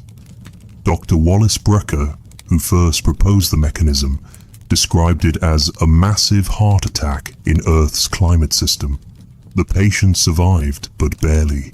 What caused this apocalypse? The leading theory reads like a disaster movie. As ice sheets melted, a gigantic freshwater lake, Lake Agassiz, larger than all the modern Great Lakes combined, suddenly drained into the North Atlantic. This freshwater tsunami shut down ocean currents that brought warm water north. The global climate system crashed like a computer hitting a fatal error. For humans who had just begun to taste prosperity, the Younger Dryas was catastrophic. In North America, the Clovis culture, those master mammoth hunters with their beautiful spear points, vanished from the archaeological record, not declined, not evolved, vanished. Dr. Vance Haynes, studying Clovis sites, found a stark pattern. Below the black mat, Younger Dryas layer, Clovis artifacts. Above it, nothing. It's like they just disappeared. But here's where the story gets interesting. While North Americans faced extinction, other populations adapted in remarkable ways. In the Levant, modern-day Jordan, Syria, and Israel, something revolutionary happened. Faced with starvation as wild grains became scarce, someone had a desperate idea. What if we plant these seeds ourselves? The Natufian culture, pressed against extinction, invented agriculture. At Abu Huraira in Syria, archaeologist Gordon Hillman found evidence of this transition written in teeth and seeds. Below the Younger Dryas layer, diverse wild plants, healthy teeth. Above it, cultivated rye, worn teeth from grinding grain, the birth of farming. This wasn't a gentle transition. Skeletal evidence shows malnutrition, violence, and population stress. Average height dropped. Teeth showed signs of repetitive strain from grinding grain, but they survived. In Europe, responses varied dramatically. Some populations crashed. Others, like those in Eastern Europe, actually increased. Dr. Isabel Schmidt's 2025 research revealed a massive population shift eastward following herds that adapted to the renewed cold. The Younger Dryas also triggered humanity's first documented migrations. Genetic evidence shows populations moving from Central Asia into America, from Africa into Arabia, from everywhere to anywhere that might offer survival. Most remarkably, this catastrophe sparked innovation. The bow and arrow appeared independently on multiple continents. Pottery emerged in Japan. Food storage techniques advanced dramatically. Faced with extinction, humans didn't just adapt, they revolutionized their entire way of life. When the Younger Dryas ended as abruptly as it began, temperatures rising 10 degrees Celsius in perhaps 50 years, humans emerged transformed. The descendants of Ice Age hunters had become farmers, potters, and architects. The foundation of civilization had been laid by catastrophe. The Younger Dryas teaches us that climate change isn't gradual, it's punctuated by moments of shocking transformation. Our ancestors survived by becoming something entirely new. Stand in any natural history museum and gaze up at the skeleton of a mammoth. Look at those massive tusks, that enormous skull. Now imagine this. In just 2,000 years, these giants vanished from Earth, along with giant ground sloths, saber-toothed cats, dire wolves, and dozens of other megafauna. The question that has haunted scientists for decades is simple. Who killed them? The answer is anything but. Professor Paul Martin fired the first shot in this scientific war with his blitzkrieg hypothesis. Humans arrived, megafauna died. Case closed. It's like following a trail of blood, he argued. Wherever humans showed up, extinctions followed within centuries. The evidence seemed damning. In Australia, megafauna disappeared 46,000 years ago, right after humans arrived. In the Americas, the extinction pulse hit 13,000 years ago, suspiciously close to human colonization. In Madagascar, it happened just 2,000 years ago, again right after human arrival. But Dr. Russell Graham saw it differently. Look at the climate data, he insisted. The Younger Dryas brought wild temperature swings. The mammoth's favorite plants disappeared. Their habitat fragmented into isolated patches. Humans didn't kill them, climate change did. Then came the twist. In 2021, breakthrough research by Dr. Matt Allentoft analyzed ancient DNA from hundreds of mammoth remains. The results: both camps were right and wrong. Here's what really happened. Climate change wounded the megafauna, fragmenting their populations into vulnerable pockets. Then humans delivered the killing blow. It wasn't murder or natural death, it was assisted extinction. The evidence is written in bones. At Predmosty in the Czech Republic, archaeologists found a site with over 1,000 mammoths, but these weren't random kills. Analysis showed selective hunting, mostly young males, the same pattern modern elephants face from ivory poachers. Humans weren't desperately hunting anything they could catch. They were selective, strategic, and devastating. But mammoths were just the beginning. Giant ground sloths, weighing as much as elephants, vanished from the Americas.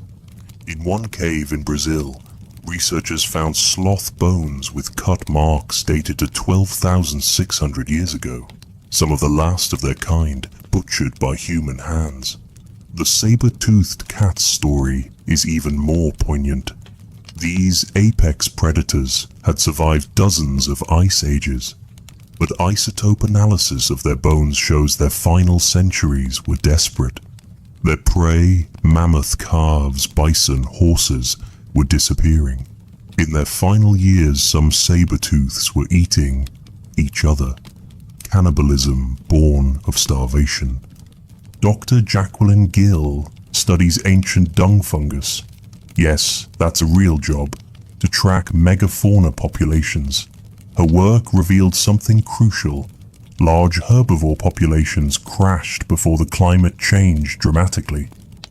The smoking gun isn't temperature, it's the timing, she explains. Megafauna started declining when humans showed up, not when it got cold. But humans weren't mindless killers.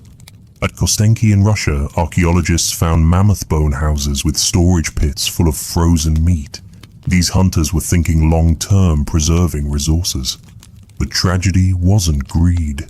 It was that megafauna couldn't reproduce fast enough to sustain even careful hunting. The extinction had profound consequences. With megafauna gone, entire ecosystems transformed. The mammoth steppe, maintained by grazing giants, became tundra and forest. Fruit trees that evolved to have megafauna spread their seeds struggled. Even soil composition changed without massive herbivores recycling nutrients. For humans, it meant revolution. Without megafauna to hunt, we had to innovate or die. The result?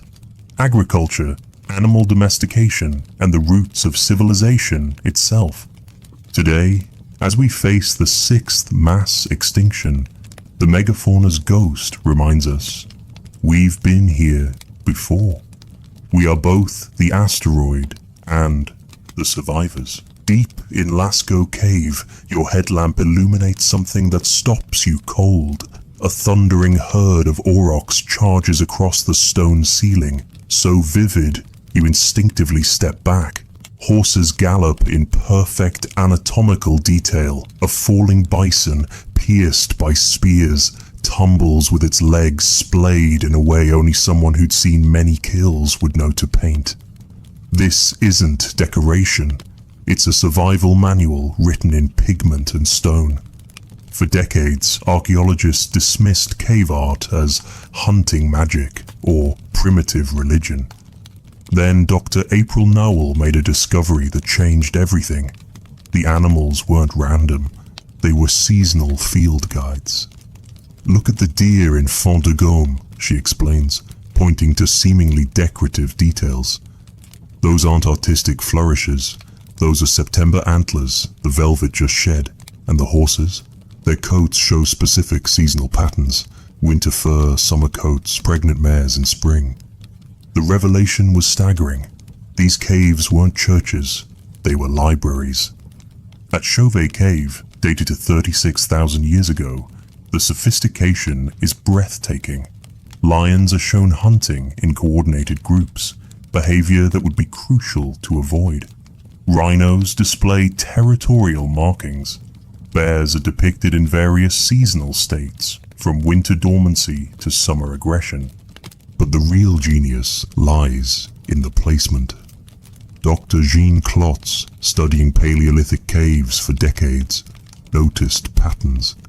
Dangerous predators are painted in hard-to-reach places, requiring effort to see, just like in real life, where avoiding them required vigilance. Prey animals cluster in accessible galleries, organized by season and behavior. The techniques themselves encode information. At Altamira, bison are painted using the cave's natural contours. Bulges become muscles, cracks become fur patterns. To understand the image, you must understand the cave. And to understand the cave is to understand the landscape, its augmented reality, Stone Age style. Some images are even more complex. The Sorcerer at Trois Frères shows a human-animal hybrid surrounded by accurate depictions of animal mating behaviors. This wasn't fantasy.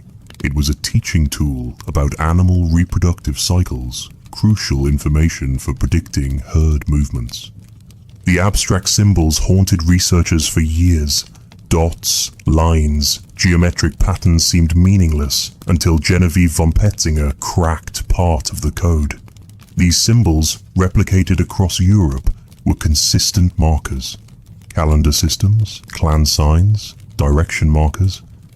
We're still decoding, but their standardization across thousands of miles suggests information exchange networks we're only beginning to understand. Color itself carried meaning. Red ochre, found at every major site, wasn't just available, it was essential. Chemical analysis shows different ochre sources were specifically selected and transported hundreds of miles. The same red that marks important animals in caves is found in burials, on tools, and in living sites. It was the highlighter pen of the Paleolithic. The acoustic dimension adds another layer. At Resonance Cave in Spain, researchers discovered painted animals concentrated in areas with specific acoustic properties. Red dots mark spots where echoes last longest. Were these multimedia presentations combining visual and audio elements? Imagine stories told by firelight, with sound effects provided by the cave itself. Most remarkably, this wasn't regional art, it was a continental system. The same techniques, symbols, and seasonal markers appear from Spain to the Urals. Information was flowing across thousands of miles, preserved in pigment. Dr. David Lewis Williams argues we're looking at the world's first information technology. These caves stored and transmitted survival-critical data across generations. A child learning these images gained thousands of years of accumulated knowledge. The art of survival wasn't about beauty. It was about encoding intelligence in a form that could outlast any individual, any generation, any catastrophe. The painting survived the Younger Dryas, the megafauna extinction, and 30,000 years of human history.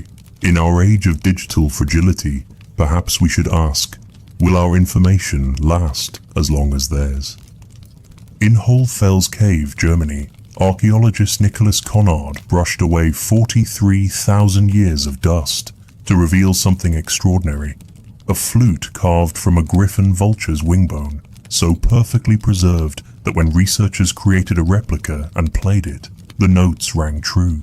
A pentatonic scale that wouldn't sound out of place in modern music. But this wasn't humanity's first instrument. It wasn't even close.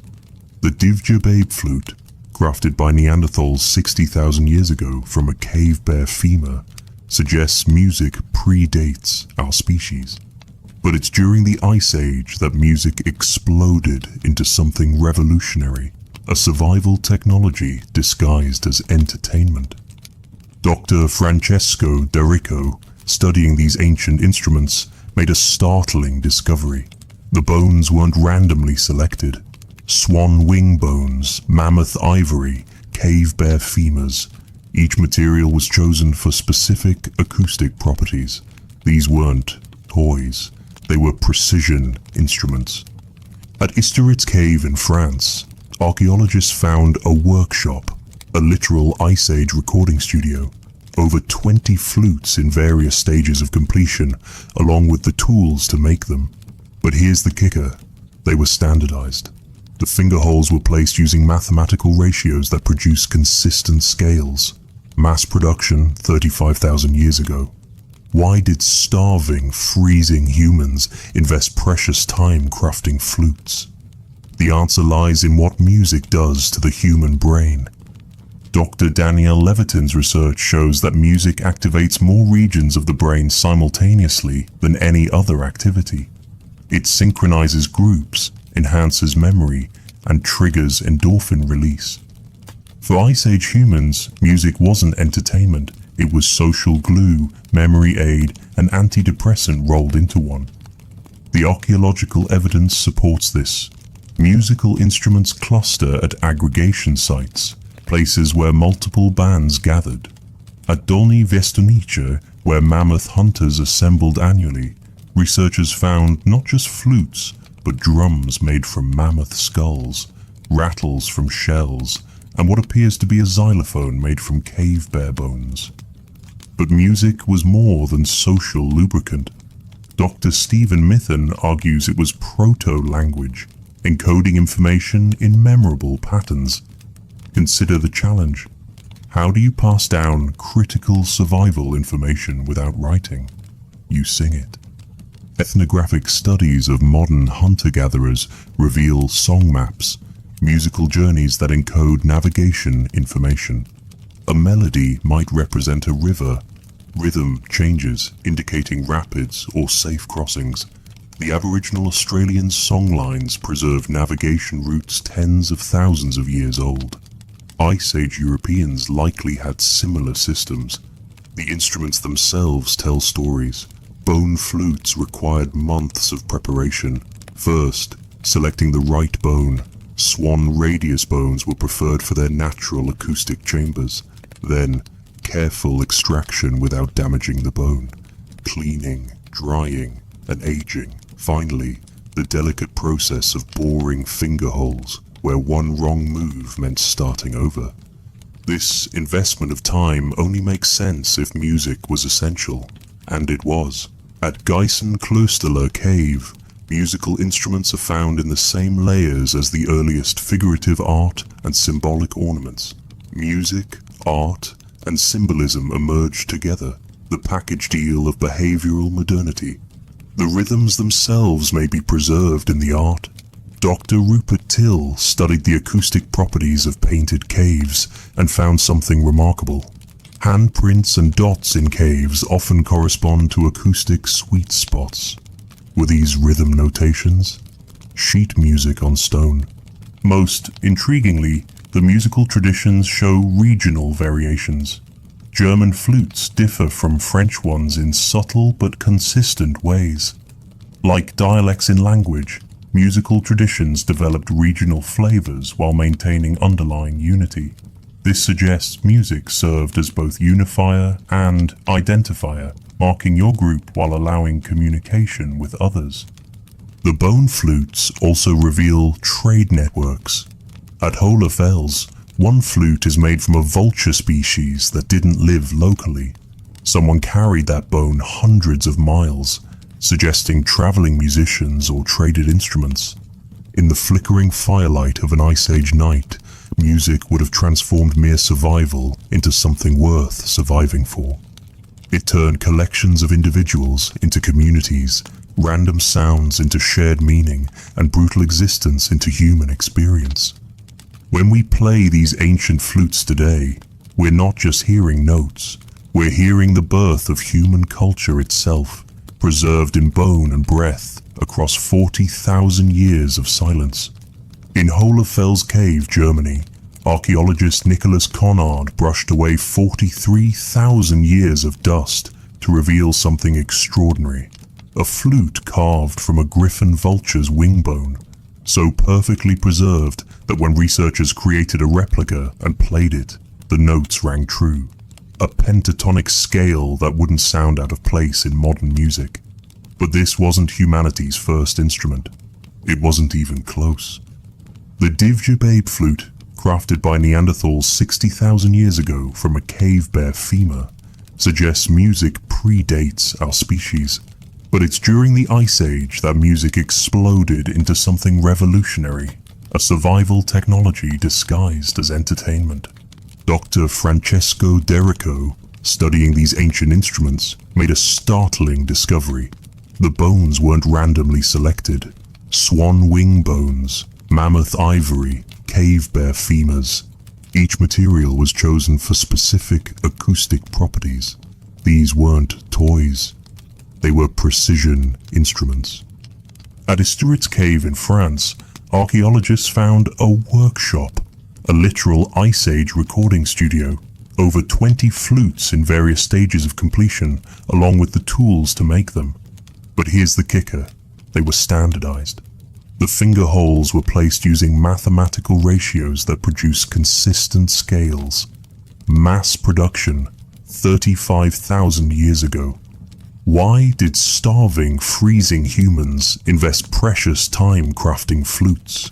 The answer lies in what music does to the human brain. Dr. Daniel Levitin's research shows that music activates more regions of the brain simultaneously than any other activity. It synchronizes groups, enhances memory, and triggers endorphin release. For Ice Age humans, music wasn't entertainment. It was social glue, memory aid, and antidepressant rolled into one. The archaeological evidence supports this. Musical instruments cluster at aggregation sites, places where multiple bands gathered. At Dolny Vestornicu, where mammoth hunters assembled annually, researchers found not just flutes, but drums made from mammoth skulls, rattles from shells, and what appears to be a xylophone made from cave bear bones. But music was more than social lubricant. Dr. Stephen Mythen argues it was proto-language, encoding information in memorable patterns. Consider the challenge. How do you pass down critical survival information without writing? You sing it. Ethnographic studies of modern hunter-gatherers reveal song maps, musical journeys that encode navigation information. A melody might represent a river, rhythm changes indicating rapids or safe crossings.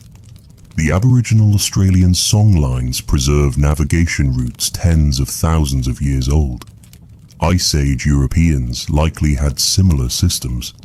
The instruments themselves tell stories. Bone flutes required months of preparation.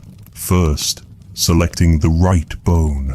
Swan radius bones were preferred for their natural acoustic chambers. Then, careful extraction without damaging the bone. Cleaning, drying, and aging. Finally, the delicate process of boring finger holes, where one wrong move meant starting over. This investment of time only makes sense if music was essential. And it was. At Geisenklösterle Cave, musical instruments are found in the same layers as the earliest figurative art and symbolic ornaments. Music, art, and symbolism emerged together, the package deal of behavioral modernity. The rhythms themselves may be preserved in the art. Dr. Rupert Till studied the acoustic properties of painted caves and found something remarkable. Handprints and dots in caves often correspond to acoustic sweet spots. Were these rhythm notations? Sheet music on stone? Most intriguingly, the musical traditions show regional variations. German flutes differ from French ones in subtle but consistent ways. Like dialects in language, musical traditions developed regional flavors while maintaining underlying unity. This suggests music served as both unifier and identifier, marking your group while allowing communication with others. The bone flutes also reveal trade networks. At Hohlefels, one flute is made from a vulture species that didn't live locally. Someone carried that bone hundreds of miles, suggesting traveling musicians or traded instruments. In the flickering firelight of an Ice Age night, music would have transformed mere survival into something worth surviving for. It turned collections of individuals into communities, random sounds into shared meaning, and brutal existence into human experience. When we play these ancient flutes today, we're not just hearing notes, we're hearing the birth of human culture itself, preserved in bone and breath across 40,000 years of silence. Dr. Amanda Henry spreads the data across her desk. 2 sets of ancient teeth, 2 different stories.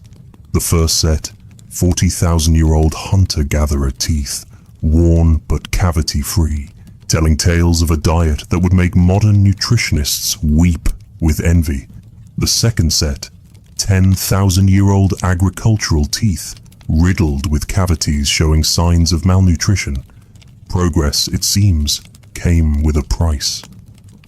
We think of evolution as improvement, Henry explains, examining isotope data from prehistoric bones. But the Ice Age body was a Ferrari. We've turned it into a minivan, practical, but not what it was designed to be. The numbers are stark. Hunter-gatherers experience cavities in only 1 to 5% of their teeth. Post-agricultural populations, 10 to 85%. Ice Age humans stood taller, men averaging 5 feet 10 inches, women 5 feet 5 inches. After agriculture, men dropped to 1 foot 7 inches, women to 5 feet 2 inches. It took humanity 10,000 years to regain our Ice Age height, but physical changes were just the beginning. Dr. Herman Pontzer's research on metabolism reveals something shocking. Despite their active lifestyle, hunter-gatherers burned roughly the same calories as sedentary office workers today. Their bodies had achieved perfect efficiency, extracting maximum energy from minimum input. The Ice Age body was calibrated for scarcity, Pontzer notes. Now we've surrounded it with abundance. It's like putting rocket fuel in a Prius. The psychological changes run deeper. Dr. Sebastian Junger, studying modern hunter-gatherer societies, identified what we've lost. Constant physical contact, sleeping in groups, everyone knowing everyone. The Ice Age band was a 24/7 support group. Modern depression and anxiety, possibly the price of independence. Our sleep patterns transformed too. Dr. Jerome Siegel studied hunter-gatherer sleep and found they slept less than we do, about 6.5 hours, but with crucial differences. They woke once during the night, every night, for about an hour. This wasn't insomnia, it was normal, a time for conversation, intimacy, and stargazing. Modern straight-through sleep. An industrial invention. The social changes were seismic. In a 30-person band, you knew everyone intimately. Conflict resolution was immediate and face-to-face. Compare that to our anonymous cities where you can live next to someone for years without knowing their name. Dr. Robin Dunbar's research shows our brains are still wired for 150 meaningful relationships. The Dunbar number, about the size of several related Ice Age bands. We gained civilization but lost community. We gained variety but lost nutrition. We gained comfort but lost resilience. Yet the gains were real. Life expectancy doubled. Child mortality plummeted. Knowledge accumulated rather than dying with individuals. Art, music, and literature flourished beyond Ice Age imagination. We traded quality for quantity, and the species thrived. Dr. Daniel Lieberman calls modern humans mismatched. Stone Age bodies in a Space Age world. Our cravings for fat and sugar, perfectly adaptive when such foods were rare, now kill us in abundance. Our stress response, designed for short-term physical threats, destroys our health when triggered by traffic jams and work deadlines. But we've also gained something profound: choice. Ice Age humans were shaped entirely by environment. We can shape ourselves. Modern medicine compensates for agricultural nutrition deficits. Exercise mimics hunter-gatherer activity. Meditation replaces fireside contemplation. Most intriguingly, we're rediscovering Ice Age wisdom. Paleo diets, intermittent fasting, barefoot running, co-sleeping with children. All attempts to reconcile our ancient bodies with modern life. Community gardens recreate gathering. CrossFit mimics hunting's varied movements. Forest bathing satisfies our need for nature. The ultimate irony? In trying to escape the harshness of Ice Age life, we've created new challenges our ancestors never faced. obesity, diabetes, depression, isolation, diseases of abundance and comfort.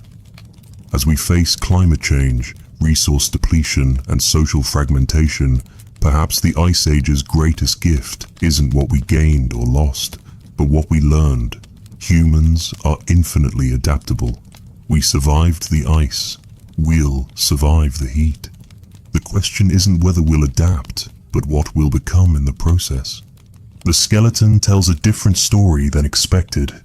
Buried 28,000 years ago at Sungir in Russia, the young man should have been a testament to Ice Age hardship. Instead, he's covered in mammoth ivory beads, 25,000 of them. Each bead took an hour to make. That's 3 years of labor adorning one person. This wasn't survival. This was wealth beyond imagination. Dr. Randall White has spent decades studying Ice Age burials, and his conclusion is revolutionary. We've been thinking about it all wrong. These weren't desperate people barely clinging to life. They had surplus time, surplus resources, and complex societies. The evidence is overwhelming. At Dolní Věstonice, archaeologists found a triple burial. 3 teenagers laid to rest 31,000 years ago. The central figure, likely suffering from a congenital disease, was sprinkled with red ochre and surrounded by pierced fox teeth and ivory pendants. The care lavished on someone who couldn't have contributed to survival speaks volumes. But it's not just burials. Dr. Olga Sofa's analysis of Venus figurines revealed something shocking. Detailed depictions of woven textiles, including complex twining techniques and elaborate headdresses. These weren't naked cave people, they were fashion designers. Look at the impressions on fired clay, Sofa explains, showing microscopic images.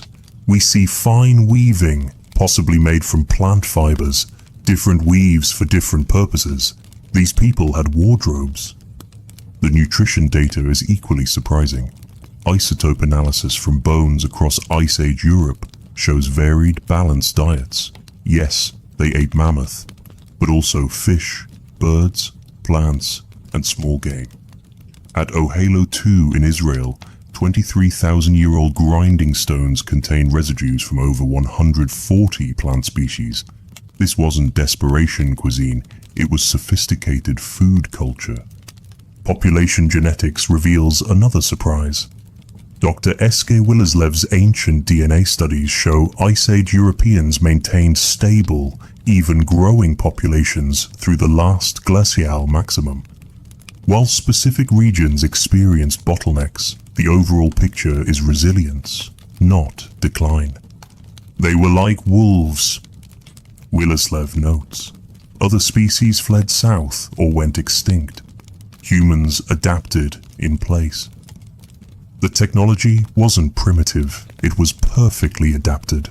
At Kostenki, archaeologists found needles so fine they could sew waterproof seams. Spear throwers doubled throwing distance. Specialized tools existed for every task. Engraving, boring, scraping, cutting. The toolkit of a Gravettian hunter contained over 100 distinct implement types. Social networks were continental in scope. Shells from the Mediterranean are found in sites thousands of miles inland. Amber from the Baltic reached the Black Sea. This wasn't random wandering, it was organized exchange. Dr. Martin Sikora's genetic research revealed something remarkable. Ice Age humans had lower genetic disorders than agricultural populations. Their small bands and mobility patterns prevented inbreeding while maintaining genetic diversity. Natural selection was harsh, but effective. Art flourished beyond mere decoration. The Malta site in Siberia yielded carved swans so detailed that species identification is possible. Musical instruments show standardized manufacturing. Cave paintings demonstrate perspective, movement, and narrative composition that wouldn't be rediscovered until the Renaissance. Even child rearing was advanced. At Krems-Wachtberg, a burial of premature twins shows they were kept alive for weeks after birth. In Ice Age conditions, without modern medicine, the investment in non-viable infants reveals surplus resources and profound humanity. Dr. Eric Trinkhaus, studying Neanderthal and early modern human remains, found numerous individuals with healed injuries that would have required extensive care. These weren't societies where the weak were abandoned. They were communities where everyone mattered. The distribution of artifacts tells its own story. Personal ornaments aren't concentrated in a few rich burials. They're widespread. Tools show individual styles and maker's marks. This was a society with specialists, artists, and individual expression. Perhaps most tellingly, they had pets. At Przedmosti, a dog burial from 32,000 years ago included a mammoth bone placed in the dog's mouth, a final meal for the afterlife. You don't bury dogs with grave goods when you're starving. The myth of the nasty, brutish, and short Ice Age life dissolves under evidence. These were people who created art, made music, traveled continents, and buried their loved ones with care that spans millennia. They didn't just survive the ice. They built a civilization that left no monuments, but achieved something greater. It sustained human dignity in Earth's darkest hour. The old hunter stood at the edge of the forest, confused. Where once stretched endless tundra, trees now grew. The reindeer herds that his grandfather's grandfather had followed were gone, replaced by aurochs and deer that hid in woods. The reliable world of ice was melting, and with it everything his people had known for 1,000 generations. Climate change wasn't coming, it was here. 15,000 years ago, the Great Melt began in earnest, but this wasn't the gentle warming we imagine. Dr. Conrad Huon's ice core data reveals the shocking truth.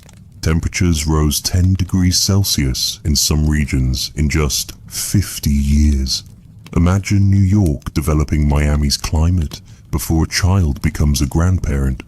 For humans who had perfected Ice Age survival over 40,000 years, this warmth was catastrophic.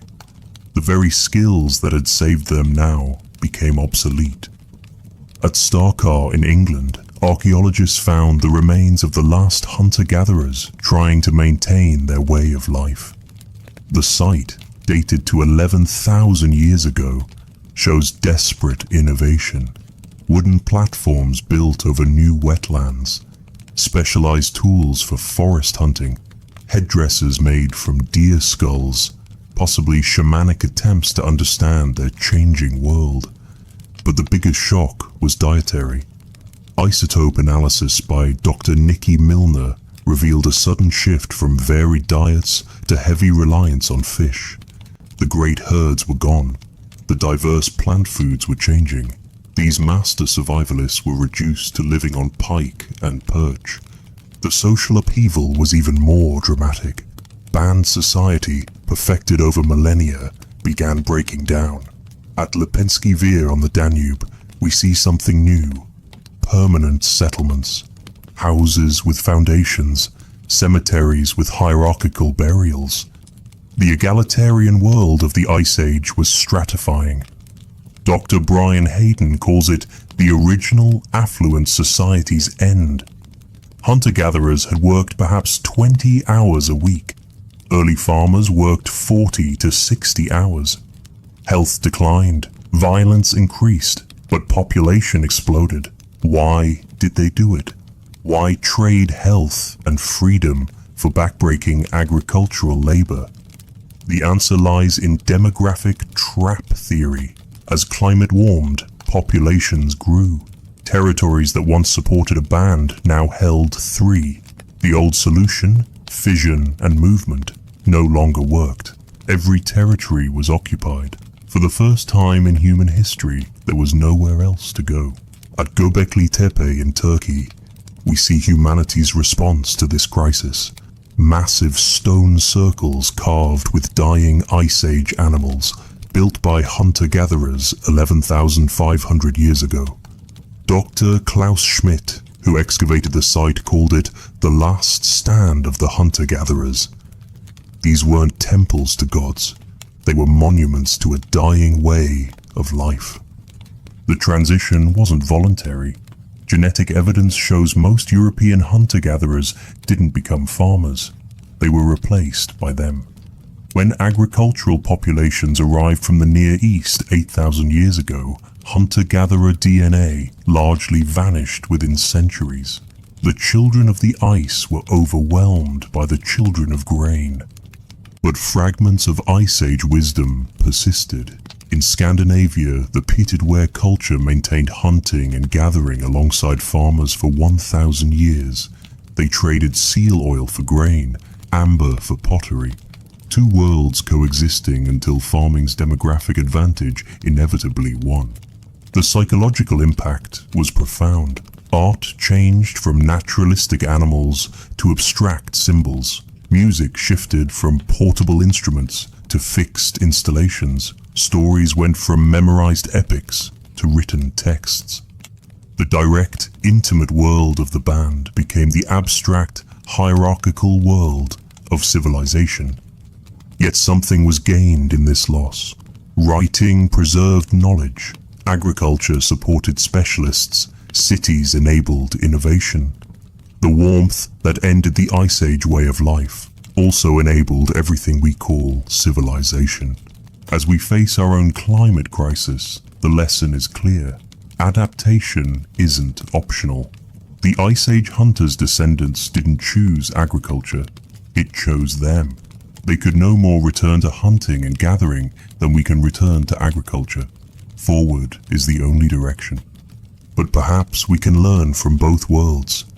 The Ice Age taught us cooperation, resilience, and sustainability.